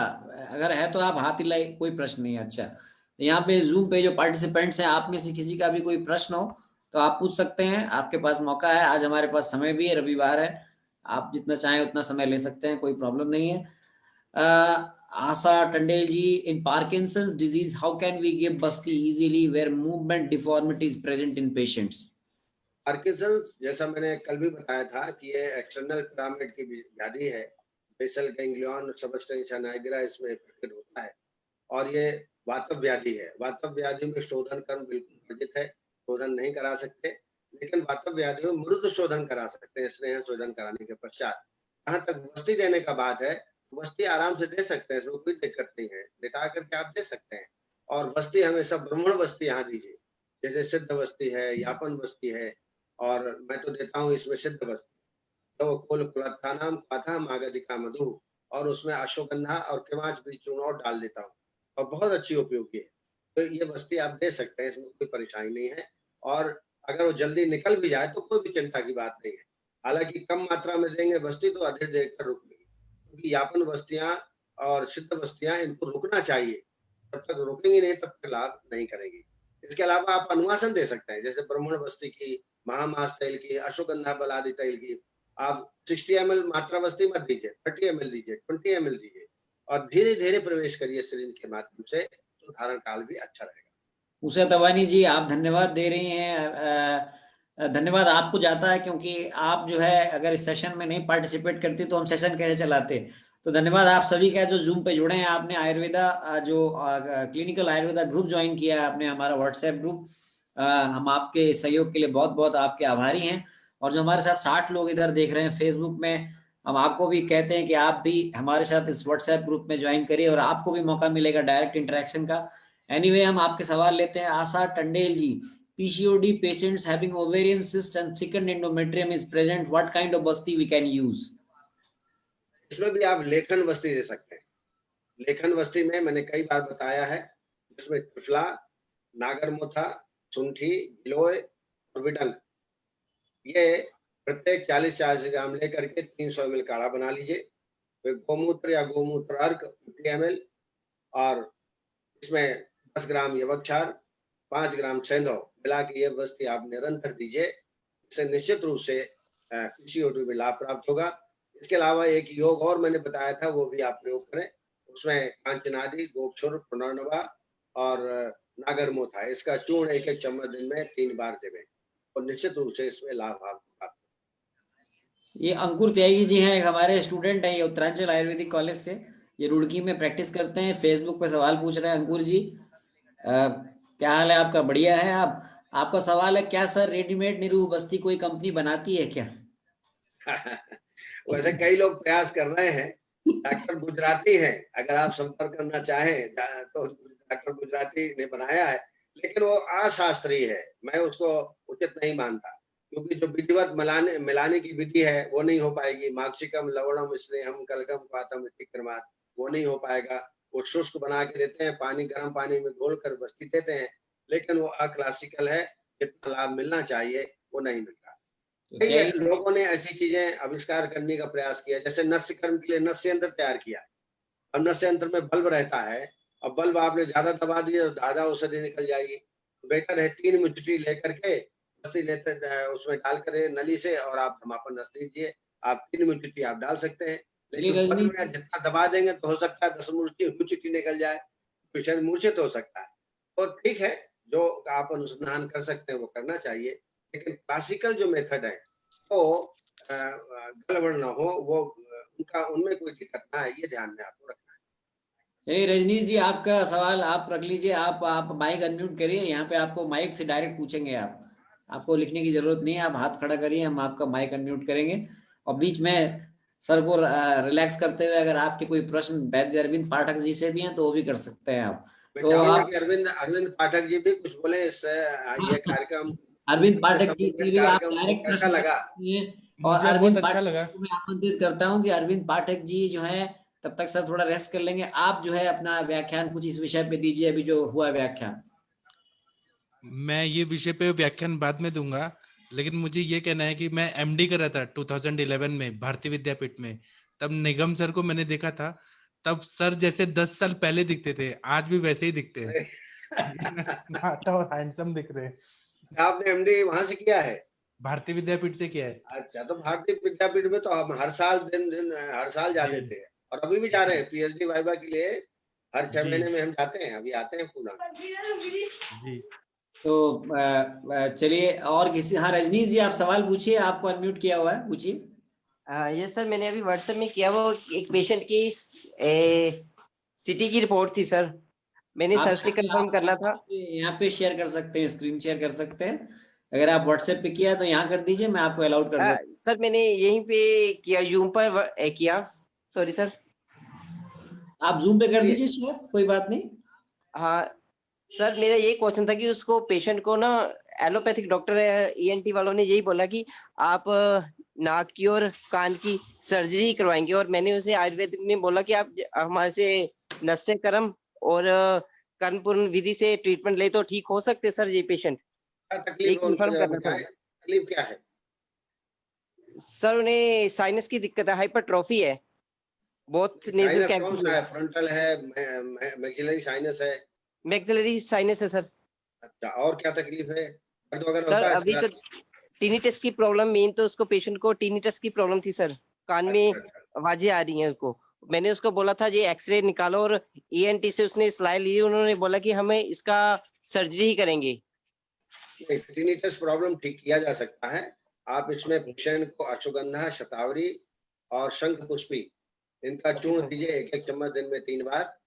और नस्य कर्म में शोधन नस्य नहीं कराना है, इसमें ब्रह्मण नस्य कराना है। सर जो हाइपरट्रॉफी है उसमें पंचेंद्रिय वर्धक तैल 4-4 बूंद दिन में 2 बार डालिए प्रतिदिन। और अगर कर सकते हो तो शिरोधारा भी बड़ा इसमें इफेक्टिव होती है टिनिटस में, इसका प्रयोग करिए। और औषधियों में गिलवादी तेल डालिए दिन में 2 बार, 4-4 बूंद दिन में 2 बार। और लगातार यदि आप 1 महीना 1.5 महीना ट्रीटमेंट करते हैं तो निश्चित रूप से लाभ प्राप्त होगा। एक तो शिरोधारा और शिरोधारण न कर पाए तो पिचु धारण कराएं या अभ्यंग कराएं, शिरोभ्यंग कराएं। और पंचेंद्रिय वर्धक तैल, इससे आप नस्य करण करें 4-4 बूंद की मात्रा में दिन में 2 बार, और कर्ण पूर्ण करें बिलवारी तेल से। Okay sir. तो फिर उसे हाइपरट्रॉफी के लिए काचनार गूगल वगैरह देने की आवश्यकता तो नहीं पड़ेगी सर? जी, जो हाइपरट्रॉफी आ रही है सर, इसमें हाइपरट्रॉफी आ रही है। साइनस में सर। हाइपरट्रॉफी तो ऐसा कुछ नहीं है, ये तो अगर उसमें ज्यादा ही तकलीफ है तो फिर आप शोधन कर दीजिए। ओके सर, शोधन तो किस शोधन से 21 दिन का मैंने कोर्स बताया था ना, 3 दिन यस प्रत्येक तीसरे दिन शोधन नस्य, और यस सर। पहले और दूसरे दिन स्नेह नस्य, यानी 2 दिन अणुतेल दीजिए, और तीसरे दिन अवपीड़न, अवपीड़न विडंग, शिग्रु और वचा। वचा कर सर। विडंग, शिग्रु और वचा मैंने कई बार बताया, इसका कल का इसका रस निकाल करके आप 21 दिन यस का सर, कोर्स करिए, इससे ठीक होगा। ठीक है सर।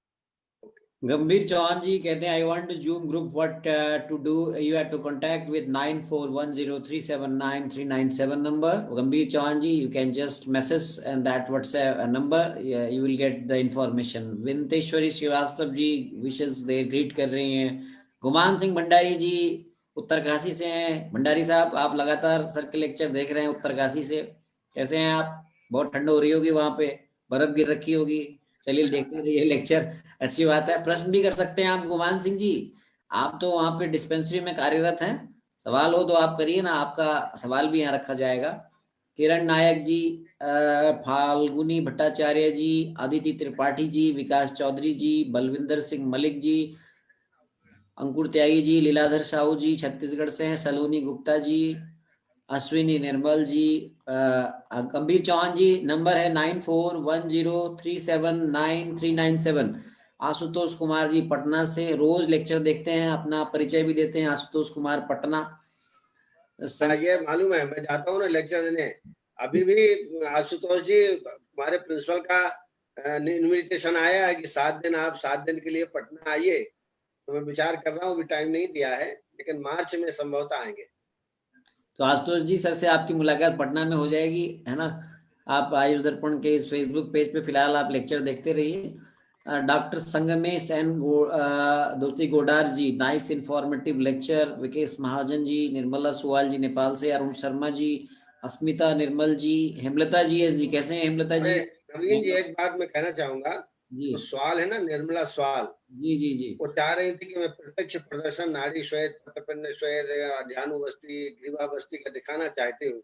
तो उसका एक सर कुछ अगर ऐसा लाइव हो तो हम उसको दिखा सकते हैं। तो आप थोड़ा उनको मैसेज करिए कि आप अगर तैयार है तो एक बार दिखा दें, सर को दिखा दें, मेरे को दिखा दें, फिर उसको बिल्कुल प्रोत्साहित हाँ करेंगे। बिल्कुल, हम जूम से करा देंगे लाइव, बिल्कुल और बिल्कुल बिल्कुल उसको हो जाएगा। आप निर्मला सोयल जी, आप कांटेक्ट में रहिए, आप हमारे व्हाट्सएप नंबर पे मैसेज करिए 94 ऐसा सुनती हैं, बड़े अच्छे प्रश्न भी करती हैं, बड़ा समर्पित है आयुर्वेद के प्रति। 1379993 इस पे मैसेज करिए, हम आपको जोड़ देंगे। आप अपना जो भी आप प्रत्यक्ष कर्म कर रही हैं उसको आप वहां से लाइव दिखा सकते हैं, अगर उसमें कोई एरर होगा तो उसको हम करेक्ट करने का प्रयास करेंगे यहाँ सर से। और हमारे साथ वैद्य अरविंद पाठक जी हैं। शैलेंद्र ठाकुर जी, व्रण बस्ती क्या शुरुआत करने के लिए मात्रा बस्ती का चुनाव ठीक होगा क्या? नहीं, उसमें मात्रा बस्ती का प्रमाण नहीं दिया जाता है। व्रण बस्ती जब दी जाती है जब व्रण पक जाता है, एब्सेस बन जाता है और उसमें घाव हो जाता है, तब बस्ती नेत्र को, शास्त्र ने तो 18 अंगुल का प्रमाण बताया है बस्ती नेत्र का, उतना लंबा तो एब्सेस होता नहीं है, लेकिन कम से कम 6 अंगुल की बस्ती नेत्र होना चाहिए, और उसमें अपेक्षित जितना भर जाए उतना तेल डालना है। वहां मात्रा बस्ती का विचार नहीं किया जाता कि हम 60 ml डालेंगे। वहां पर जितनी जगह हो, वहां रोपण की दृष्टि से, जैसे जात्यादि घृत है, जात्यादि तैल है, या पंचबल कल्पात है, ये डाला जाता है व्रणबस्ती। मंजू भाटिया जी, आप और जगपाल सिंह जी का सवाल है कि जूम के लिंक को कैसे ज्वाइन किया जा सकता है। 9410379397 9410379397 इस पर आप मैसेज करिए, वो आपको गूगल फॉर्म भेजेंगे, आप वहां ज्वाइन कर लेंगे। तो ये तो थे आज के सवाल। अब हम कुछ कल के भी सवाल छूट गए थे, उनके भी ले लेते हैं। कल जो लेक्चर था उससे रिलेटेड क्वेश्चन, और आपके अगर कोई वैद्य अरविंद पाठक जी से क्लिनिकल आयुर्वेद से रिलेटेड सवाल हो तो आप वो भी कर सकते हैं। कल बहुत सारे सवाल आए थे, आज रविवार है तो हम आपके सवाल ले लेते हैं जो अच्छे हैं। एक आशा टंडेल जी का सवाल है, is virechan useful in PCOD patients? बिल्कुल। जब कभी आप पीसीओडी की चिकित्सा करें तो वमन कर्म न कराएं, लेकिन विरेचन कर्म जरूर कराएं, क्योंकि विरेचन कर्म से लेखन की प्रक्रिया होती है। विरेचन करने के पश्चात फिर बस्ती का प्रयोग करें और महेंद्र औषधि गुण। चतुर्वेदी जी मुंबई से हैं, वो पूछते हैं how virechan is useful in timir and kanch rog. शायद आज वो नहीं है, कल थे वो। हाँ, तिमिर ये कफ प्रधान व्याधि है। मैंने क्या बताया कि जितने भी पंचकर्म की चिकित्सा है वो सर्वदाहिक कार्य करते हैं। छोटे से छोटे स्रोतों में, जैसे वामक द्रव्य मैंने आपकी कार्मुक्ता बताई थी, तत्रोष्ण तीक्ष्ण सूक्ष्म विवाही विकासीन स्ववीरेण हृदय मुपच धमनी अनुसर स्थूलाणुन स्रोतोभ्यः केवलम गतम शरीर गतम आग्नित्वाद विच्छन्ति तैक्षणाद विच्छन्नति। कोई लोकल एक्शन नहीं होता है पंचकर्म का। भवन विरेचन वस्ती का सार्वदैहिक लक्षण होता है। चाहे वो तिमिर हो, चाहे शिरा प्रदेश हो, चाहे पाद प्रदेश हो, उन सब में ये पंचकर्म कार्य करता है। उसी दृष्टिकोण से तिमिर में भी लाभ करता है। तिमिर कफ प्रधान व्याधि है, निश्चित रूप से वमन से लाभ होगा। मंजू भाटिया जी पूछती है, सर माइग्रेन में वात शमन के लिए किस ऑयल की अनुवासन वस्ती रेगुलर दे सकते हैं और कितने दिन तक दे सकते हैं? माइग्रेन, जिसको हम अर्धाव भेदक कह सकते हैं, ये कफ और वात जन्य व्याधि है। उसके हिसाब से आपको वस्ती तय करना है। इसमें जो वातनाशक हैं, कफनाशक हैं, ऐसे द्रव्यों को मिला के वस्ती दे सकते हैं। इसके लिए आपको ब्राह्मी तैल, सहचर तैल, इनकी अनुवासन वस्ती आप 30 ml की मात्रा में दे सकते हैं। नरेंद्र रुद्राशूल में ये कहीं उल्लेख नहीं आता है कि वस्ती दीजिए। ब्राह्मण चिकित्सा करिए, घृत का पान कराइए, तो ठीक है। अधोक मार्ग से भी हम घृत की वस्ती दे सकते हैं, पंचतिक्त घृत की वस्ती दे सकते हैं, ये उल्लेख आता है माइग्रेन के संदर्भ। नीलम शुक्ला जी का एक सवाल है, सर विरेचन कर्म की कारमुकता के बारे में थोड़ा सा एक बार रिवाइज करा दीजिए।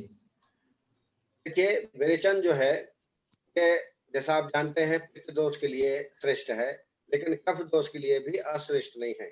बुद्धि प्रसादम बलम इंद्रियाणाम धातु स्त्रित्वम ज्वलनस दीप्तम चिराच पाकस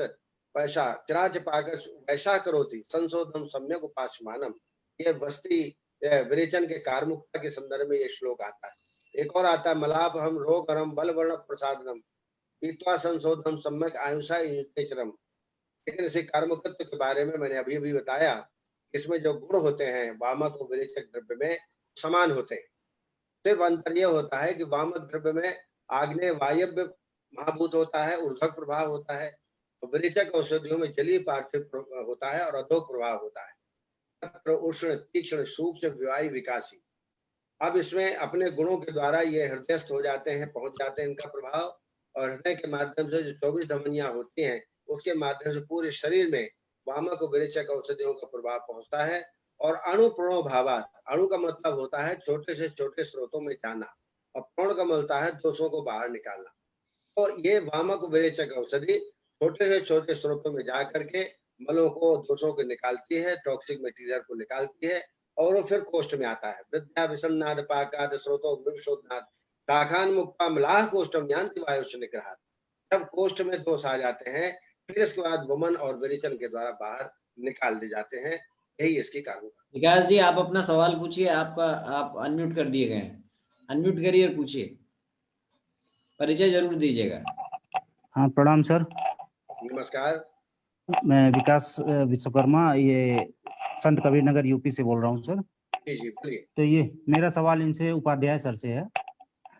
उपाध्याय सर नहीं, अरविंद पाठक जी से होगा। पाठक। अरे हाँ सर, अरविंद हाँ। पाठक सर से। हाँ विश्व हो गया सर। उनसे पूछना है कि मेरी एक पेशेंट है 50 वर्ष की, तो इसको ये राजयक्ष्मा हुआ था। राजयक्ष्मा के साथ में इसका रीनल फेलियोर था और ब्लड प्रेशर बढ़ा हुआ था। तो राजयक्ष्मा का तो एलोपैथ का ट्रीटमेंट लोग करा दे रहे थे, बाकी सब मैंने देखा पूरी तरह सब कुछ सही है, लेकिन इसका ESR अभी बढ़ा हुआ है, 38 mm से कम नहीं हो रहा है। इसके लिए क्या किया जाए? तो उनका अग्नि कैसा है और उनका हेतु क्या है? संप्राप्ति कैसे अभी समय तो सब ठीक है, पहले था नहीं ठीक था, लेकिन इस समय सब कुछ सही है, कोई प्रॉब्लम नहीं है। हाँ, तो हेतु सेवन क्या हुआ है उनका? किस वजह से सब हुआ था? जैसे इनको ये हुआ था, जैसे काक्स हुआ तो नॉनवेज के लिए लोगों ने सलाह दिया था, तो बहुत ज्यादा उन्होंने नॉनवेज खाया था जी। तो उसके बाद ही ये सब प्रॉब्लम शुरू हुई थी। तो आपको मैं बस ESR के लिए दवाई बताऊं? जी बाकी सब कुछ सही है, सब कुछ नॉर्मल है। ये सर 38 आ रहा है और कुछ नहीं दिक्कत हो रही है इनको। ये सर तो नॉर्मल, आप गुडुची सत्व दे देंगे, अमृता सत्व दे देंगे तो ठीक हो जाएगा। कंटकारी जी सर। अवलेह दे देंगे क्योंकि राजयक्ष्मा भी है, तो जी कंटकारी अवलेह दे दीजिए, तांबुल लेहम दे दीजिए, उससे जी ठीक हो जाएगा। या फिर ये दे दीजिए, पंचतिक्त घृत गुगुल दे दीजिए, उससे ये सर जी ठीक हो जाएगा। जी सिंपल सिंपल दवाई से ठीक हो जाएगा। गुडुची सत्व तो बहुत अच्छा काम करता है, ये सर को ठीक कर देना। Okay sir. Vikas Thank you. जी, आपको सवाल का जवाब मिल गया होगा। आप में से किसी और के भी प्रश्न हो तो आप पूछ सकते हैं यहाँ पे। मैं फिर फेसबुक पे देख लेता हूँ, कोई सवाल है तो उनको भी ले लेता हूँ। बहुत सारे सवाल हैं, बहुत सारे लोगों ने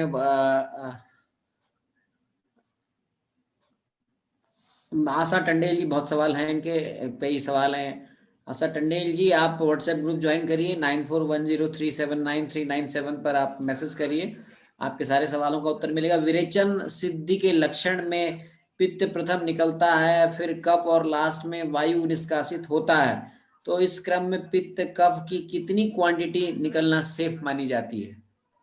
वेरी गुड, बहुत अच्छा एक क्लासिकल प्रश्न है कि वेग, वैगिकी, लैंगिकी, मानकी और आंतरिकी, इनके द्वारा हम परीक्षण करते हैं। जितना आपने पिलाया उससे अधिक मात्रा में दोषों का निष्कासन होना चाहिए। तो विरेचन में है 4 प्रस्थ उत्तम, मध्यम 3 प्रस्थ और हीन 2 प्रस्थ, और 1 प्रस्थ बराबर होता है 16 पल। 16 पल बराबर 1 प्रस्थ होता है। लेकिन पंचकर्म के में दृष्टिकोण से आचार्यों ने इसकी मात्रा घटा दी है, 13.5 पल बराबर 1 प्रस्थ होता है, यानी 54 तोला। तो इस तरीके से आप अंदाज लगा लीजिए कि कितना निकलना चाहिए। And it is very difficult, और नापना बड़ा डिफिकल्ट है। लेकिन जो पात्र आप दें, पात्र में यदि आप कराते हैं तब तो आप नाप सकते हैं। वॉश मशीन में या बोर्ड में जाएगा तो आप नहीं नाप सकते हैं, उस दृष्टि से आप नाप सकते हैं। और ये ध्यान देना चाहिए, अक्रम से कफ पित्त, पहले पहले तो मल निकलता है, फिर पित्त निकलता है, फिर कफ निकलता है। ये भी ज्ञान आपको नहीं होगा, पेशेंट को होगा। इसलिए पेशेंट से आप जरूर पूछ लीजिए कि पहले क्या निकला, बाद में क्या निकला, तभी आप इसको अंदाजा आप लगा सकते हैं। जी, बहुत सारे सवाल हो गए हैं। अब मुझे लगता है 1.5 घंटा हो चुका है।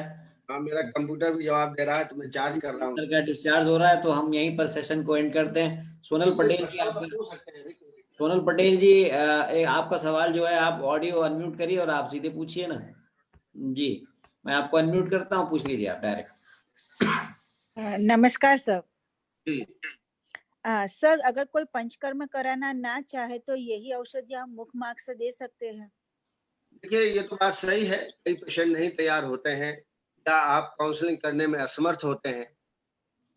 ऐसे व्यक्ति में निश्चित है संक्रमण जो चिकित्सा बताई गई वो आप कर सकते हैं संक्रमण के दृष्टिकोण से। तो और मैं जरूर ये कहूंगा कि धीरे धीरे काउंसलिंग करेंगे तो पेशेंट तैयार हो जाएगा पंचकर्म करने के। पंचकर्म कराने के बाद ही संक्रमण औषधि दे दें तो ज्यादा अच्छा, नहीं तो संक्रमण औषधि आप जानते हैं उनका प्रयोग आप कर सकते हैं। और सर, कुछ औषधियाँ मिल नहीं रही है तो उसके लिए क्या करें सर? कौन सी औषधि? जैसे काशीस है, जैसे कजली है, पाठा है, ऐसा कुछ हमें गुजरात अहमदाबाद से वो नहीं मिल रहा है यहाँ पे। नहीं, अहमदाबाद में तो हर चीज मिलती है आपको, शुद्ध काशी, शुद्ध शिलाजीत सब मिल जाएगा, दुकानों में सब मिलता है। नहीं, शुद्ध शिलाजीत मिल जाता है सर, लेकिन काशीस है, पाठा है कोई वगैरह बात नहीं, काशीस मिल की रहा काशीस है। मत डालिए आप, जो है शुद्ध शिलाजीत ही डालिए। लेखन बस्ती में डालते हैं काशीस, तो आप शिलाजीत ही डालिए। ओके ओके, उसकी थैंक यू जगह सर। पिपली ले सकते हैं, पिपली भी डाल सकते हैं इसमें। ठीक है सर, ठीक। एक किसी का सवाल है, मेरे पास सर स्वेदन की व्यवस्था नहीं है, मेरे लिए कोई उपाय बताइए।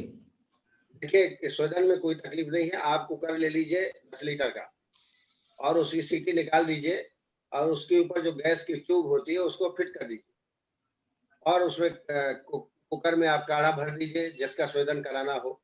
जैसे आम बात है तो महाराष्ट्रादि काढ़ा या पंचकोल का काढ़ा, वातव व्याधि है तो लक्ष्मण का काढ़ा, अगर श्वास काश है तो उसमें यूकेलिप्टस या बासा का काढ़ा भर दीजिए और नाड़ी श्वेत के माध्यम से आप श्वेत करा सकते हैं। और सर्वांग श्वेत कराना है तो रोगी को एक कुर्सी में बैठा दीजिए और एक कम्बल ओढ़ा दीजिए पूरा, और नीचे से जो ट्यूब आपने बनाई है उसको डाल दीजिए। वो जब आप निकलेगी तो स्वेदन हो जाएगा। तो ये पोर्टेबल स्वेदन है, ये है आपका। आजकल मार्केट में भी पोर्टेबल स्वेदन यंत्र आता है, जो मैंने आपको चर्चा की है, बाजार में उपलब्ध है, उसके माध्यम से आप कर सकते हैं। लेकिन उसके पहले अभ्यंग कराना जरूरी है। तो एक टेबल तो आपके पास होगी ही, आप पहले मालिश कराइए, उसके बाद स्वेदन कर सकते हैं, नाड़ी श्वेत कर सकते हैं, नाड़ी श्वेत से सर्वांग श्वेत भी कर सकते हैं। जी जी, आशा टंडेल जी कह रही हैं कि मैं परफॉर्म करती हूँ, शिरोधारा कराती थी, कटी बस्ती कराती थी, ग्रीवा बस्ती कराती थी, जानू बस्ती कराती थी और स्नेहन बस्ती अपनी क्लिनिक पे कराती थी। निगम सर को बहुत बहुत धन्यवाद कि मैं अब जो है इन लेक्चर्स को देख के विरेचन बस्ती को ज्यादा कॉन्फिडेंस से कराऊंगी। तो बहुत बढ़िया है, बहुत बहुत बधाई। मैं तो घबरा गया कि कराती थी, हर चीज में बोला अब नहीं कराते हैं क्या, ऐसा मुझे लग रहा था। लेकिन आप इम्प्रूव किए हैं, एक्सटर्नल पंचकर्म तो पहले से ही आप कराती थी, आप विरेचन और बस्ती चालू करिए। वमन ठीक है, अभी कुछ दिन मत चालू करिए, लेकिन बस्ती और विरेचन और नस्यकर्म जो मैं बताऊंगा ये तो चालू कर दीजिए। ये भी एक प्रकार का वाहे टाइप का है, इसमें किसी भी प्रकार की व्यापक होने की संभावना नहीं है। लोग स्माइली दे रहे हैं, लोग भी ये सोच के घबरा गए वहां पे फेसबुक पे। बढ़िया है, अच्छा है, 52-50 लोग जुड़े हुए हैं, अभी भी बड़ा आनंद आ रहा है उनको सेशन में। चलिए बहुत अच्छा है। किरण नायक जी कह रही हैं सर आम बात में ट्रीटमेंट बताएं, सीवियर पेन में पेशेंट को अर्जेंट रिलीफ में हम क्या दें? देखिए आम बात का अगर पेन किलर के रूप में तो कोई औषधियां हमारे पास है नहीं, कारण की चिकित्सा करेंगे तो वेदना कम हो। आम उसमें कलेक्टेड है और आम की वजह से वेदना हो रही है, तो आम पाचक आपको देना है, जैसे लाइन ऑफ ट्रीटमेंट में बताया गया है वो पालन करिए, निश्चित रूप से आपको लाभ प्राप्त होगा। लंघनम स्वेदम तिक्तम दीपनानि कटुनिचा रेचनम स्नेहपानम वस्तिश्चाम मारुते सैन्धवादेन अनुवासस्या क्षारवस्ति प्रशस्ते आम वाते पंचकोल सिद्धम पानान्नमस्ते रूक्षाशोधो विघातव्यो बालुका पुत्री। इसमें पंचकोल क्षारवस्ति और वैतरणी बस्ती जो मैंने अभी बताई है वो आप दीजिए, निश्चित रूप से लाभ होगा। और एंक्लोसिस डेवलप हो गया हो, एंक्लोजिंग हो गया हो, उसमें विकृति आ गई हो, ऐसी अवस्था में आप पत्रपिंड श्वेत करें। पत्रपिंड श्वेत में आप अर्क पत्र जरूर लें, अर्क है, निर्गुंडी है, ये पत्र जरूर लें और इसके माध्यम से स्वेदन करें। ध्यान रहे कि तैल सैंधवारी तैल, विषगर्भ तैल, निर्गुंडी तैल लेना है। यहाँ पर महामास, नारायण तैल आदि का प्रयोग नहीं करना है, ये आपको ध्यान में रखना है। और पंचकोल काढ़ा प्रारंभ से देना चालू कर, आप देखेंगे पंचकोल काढ़े देने से ही बड़ा लाभ होगा। और एरन तैल प्रतिदिन 20 ml एरन तैल दीजिए, इससे भी वेदना का शमन होगा। आप चाहें तो जो पंचकोल काढ़ा है 30 ml लीजिए और उसमें 20 ml एरन तैल मिला दीजिए और खाली पेट में रोजाना प्रातः काल दीजिए। आप देखेंगे 15 दिन के ट्रीटमेंट में आप लाभ होगा। और हमारे डॉक्टर नवीन जी ने वर्तमान एरन तैल पर रिसर्च की थी मेरे अंडर में, आप उसका एरन तैल का विकल्प भी आप प्रयोग करिए। पहले दिन 5 ml, फिर 10 ml, 50 ml, 20 ml, ऐसा बढ़ते हुए क्रम में 50 ml तक या 100 ml तक बढ़ाइए और उसी क्रम में कम करिए। आप देखेंगे आपको अच्छी तरह लाभ प्राप्त होगा। क्या होता है, पेशेंट जितना आप बताते हैं वो करता नहीं है और उसकी वजह से उतना लाभ नहीं मिलता, अपत्य का सेवन करता है, ये सब आपको ध्यान रखना चाहिए। निशा जोशी जी आप धन्यवाद दे रही हैं, आप सोमनाथ जय सोमनाथ कहती हैं, जय जय सोमनाथ। हमारी तरफ से भी भगवान सोमनाथ को बहुत बहुत प्रणाम, यहीं से हम प्रणाम करते हैं। इसके बाद जो है वो शैलेंद्र ठाकुर जी क्या पूछ रहे हैं, एक स्नेहन के साथ अनुवासन बस्ती की क्यों मना किया गया है? दूसरा, नावन नस्य क्यों रोगी को अनुवासन बस्ती क्यों नहीं देते? थोड़ा सा साफ साफ नहीं लिखा है इन्होंने। तो समझ गया कि एक साथ दोनों मार्ग से स्नेह नहीं दिया जाता। जब आप नामन नस्य दे रहे हैं या नस्यकरण कर रहे हैं और अनुवासन वस्ती भी दे रहे हैं तो नहीं कराना चाहिए, ये शास्त्रगत मत है। लेकिन मेरे मत से आवश्यकता अनुसार आप दे सकते हैं। मान लीजिए नस्यकरण बहुत जरूरी होना है, देना जरूरी है, जैसे अर्दित में अर्दित नावनम मूर्धम तैलम तर्पणम योचा, वहां दे सकते हैं। और अल्प मात्रा में 30 ml आप अनुवासन में दीजिए, कोई परेशानी नहीं होती। लेकिन एक कम मात्रा जो हम देते हैं 24 तोला की 240 ml, वो मात्रा बिल्कुल नहीं देना चाहिए। लेकिन अल्प मात्रा में आप रोगानुसार, देखिए चिकित्सक इसलिए बुद्धिमान होता है ना, चतुष्पादियों में चिकित्सक बलवान है। चिकित्सक द्रव्योस्ताता रोगी चतुष्टयम छोटे परिवार तो बहुशो दृष्ट कर्मता अक्षम शौचम चेत, ये उनके गुण है। तो युक्ति के आधार पर आप जहाँ अयोग्य भी है वहां भी आप पंचकर्म का प्रयोग कर सकते हैं। बहुत बहुत धन्यवाद सर। आप देखिए कितना बढ़िया आपको डायरेक्ट इंटरेक्शन हो रहा है, ऐसा आपको आपके मन में कुछ भी लगता कहीं नहीं मिलेगा, आजकल कहीं नहीं होता हमारे है। साथ ऐसे ही वैद्य अरविंद पाठक जी भी डायरेक्ट जवाब देते हैं। लोग जो है वो लेक्चर प्लान करते हैं, फिर उसको जो है वो पीपीटी के थ्रू प्रेजेंट करते हैं और फिर चले जाते हैं। पर यहाँ पे आपको देखिए, आपके मन में जो भी प्रश्न कभी आपने पढ़ाई के दौरान आपने कभी टीचरों से आप प्रश्न न कर पाए हो, या प्रैक्टिस के दौरान आपके मन में कई शंकाएं आ रही हो, तो हम आपको पूरा सर देखिए पूरा हर एक प्रश्न मैं आपको ले रहा हूँ। आप थोड़ा आप जो है वो हर तरह के आपके प्रश्न, बहुत सारे प्रश्न आ रहे हैं। चलिए आज रविवार है तो हम आपके नेक्स्ट टाइम के लिए आज काफी हो गया। अच्छा ठीक है, आज के लिए इतना हाँ, ही। सुनो, पूछ लीजिए। हाँ जी, तो आज के लिए इतना ही। आपके प्रश्न तो अभी आते रहेंगे, हम यहीं पर इसको कंक्लूड करते हैं। वैद्य अरविंद पाठक जी, आप जो है वो कंक्लूजन करिए, और हम इसके बाद जो है आपके जो भी प्रश्न है उसको हम रिकॉर्ड में रखेंगे, और हम अगले जो टाइम कर लेंगे। नेक्स्ट टाइम हम उसको ले लेंगे। और आप लोग जो है आयुष दर्पण पर 4 बजे जरूर आप ज्वाइन करिए और क्लिनिकल आयुर्वेदा देखते रहिए। मनदीप शुक्ला जी, गुरु जी के चरणों में कोटि कोटि प्रणाम। अब थैंक तो यू। व्याख्यान की आदत हो गई है। अरे मनदीप शुक्ला जी, आपको आदत हो गई तभी तो हम जो है हम भी इसको कंटिन्यू कर रहे हैं। मार्च महीने से आज तक जो है ये आदत कल नस्य कर्म पर व्याख्यान होगा, तो नस्य कर्म थोड़ा देख के आए ताकि आपको मजा आप आए। लोग जो है वो नस्य कर्म पर जो होने वाला व्याख्यान है उसके लिए थोड़ा सा पढ़ के आएंगे नस्य कर्म पे, और अच्छे अच्छे सवाल पूछिए आप, जो आपको जो अच्छे जो है सवाल आप रखेंगे हम जरूर उसको यहाँ पे शामिल करेंगे। अरविंद पाठक जी, समाप्त कर दीजिए आज के लेक्चर को। मैं बस एक बात कहना चाहता हूँ कि आमवाद के लिए जो लोग पंचकर्म नहीं कराना चाहते हैं, सर ने बताया कि बस्ती वगैरह, लेकिन अगर हम मेडिसिन से शमन चिकित्सा में मैं एक फॉर्मूला बताता हूँ कि हम क्या दे सकते हैं।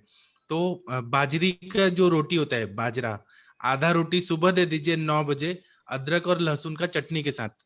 उसके बाद में दोपहर में पेशेंट को बोलिए कुल्थी का यूश बनाना है, मतलब दाल का पानी बनाना है, उसमें लहसुन और अदरक का छौंक डाल के, और शाम को उनको खाना खाने को देना है। तो ऐसा अगर पेशेंट करते हैं, और उसके साथ में दवाइयां बहुत सारी आती हैं, जैसे सिहनाथ गुगुल हो गया, फिर आम बतारी रस हो गया, क्रव्याद रसवटी हो गया, ऐसे दीपन पाचन दवाइयां देंगे और वालुका श्वेत करेंगे, बहुत ज्यादा आम का पचन होते जाता है। पंचकर्म अगर कराए तो सबसे बेस्ट है, और पंचकर्म नहीं करा रहे हैं तो ये दवाइयां दें। ऐसे डाइट प्लान करके दिया तो पेशेंट को 3 महीना में पूरा ठीक हो जाते हैं। लेकिन ये याप्य व्याधि है, क्या होता है कि पेशेंट खाना पीना का परहेज नहीं पालता है, तो फिर से उसको होने का चांसेस रहता है। तो मैं बस ये ऐड करना चाहता था। पाठक जी, मैं यहाँ एक निवेदन कर दूं कि पंचकर्म से भी रोग बिल्कुल ठीक नहीं होता। आपको संक्रमण चिकित्सा तो करानी ही पड़ती है, शोधन के बाद आपको संक्रमण चिकित्सा करानी ही पड़ती है, तभी रोगी पूर्ण रूप से ठीक होता है। लोगों को भ्रम है पंचकर्म करा दिया तो ठीक हो जाएगा, ऐसा नहीं है। एक प्रकार का शोधन प्रक्रिया है। जैसे आप कपड़े में रंग चढ़ाना है तो साफ करते हैं तो रंग अच्छा चढ़ता है, वैसा ही है। लेकिन संक्रमण औषधि जो अभी डॉक्टर साहब ने बताया वो तो देना ही है, देना ही चाहिए। Thank you. सुकुमार जोशी जी, आपको एडिक्शन हो गया है। अच्छा चलिए कोई बात नहीं, एडिक्शन जारी रखिए। तनुजा पाटिल जी, मृत्युंजय त्रिपाठी जी, आज बहुत लोग आए हैं, आज रविवार का दिन है। चलिए बहुत बहुत धन्यवाद। रविवार को हमारा स्पेशल सेशन रहेगा जिसमें हम ऐसे ही आपको 1.5 घंटे तक एंगेज रखेंगे। बाकी दिन हमारा सेशन 1 घंटे के अंदर समाप्त होगा। आप सभी का बहुत बहुत धन्यवाद। जिनके प्रश्न हम नहीं ले पाए उनसे हम क्षमा प्रार्थी हैं, और जिनके प्रश्न हमने शामिल किए वो अपने प्रश्न अगले लेक्चर के लिए तैयार रखें नस्य कर्म पर। और वैद्य अरविंद पाठक जी से भी आप अपने सवाल पूछ सकते हैं। वंदना पाठक जी, आपको कुछ पूछना हो तो आप पूछ सकते हैं, क्योंकि आपने बीच में अनम्यूट किया था। नहीं पूछना है तो कोई बात नहीं, आप भी हमारे लेक्चर को लगातार देख रही हैं, बहुत बहुत धन्यवाद। Thank you. मैं यहीं पर अब सेशन को एंड करता हूँ। धन्यवाद, नमस्कार।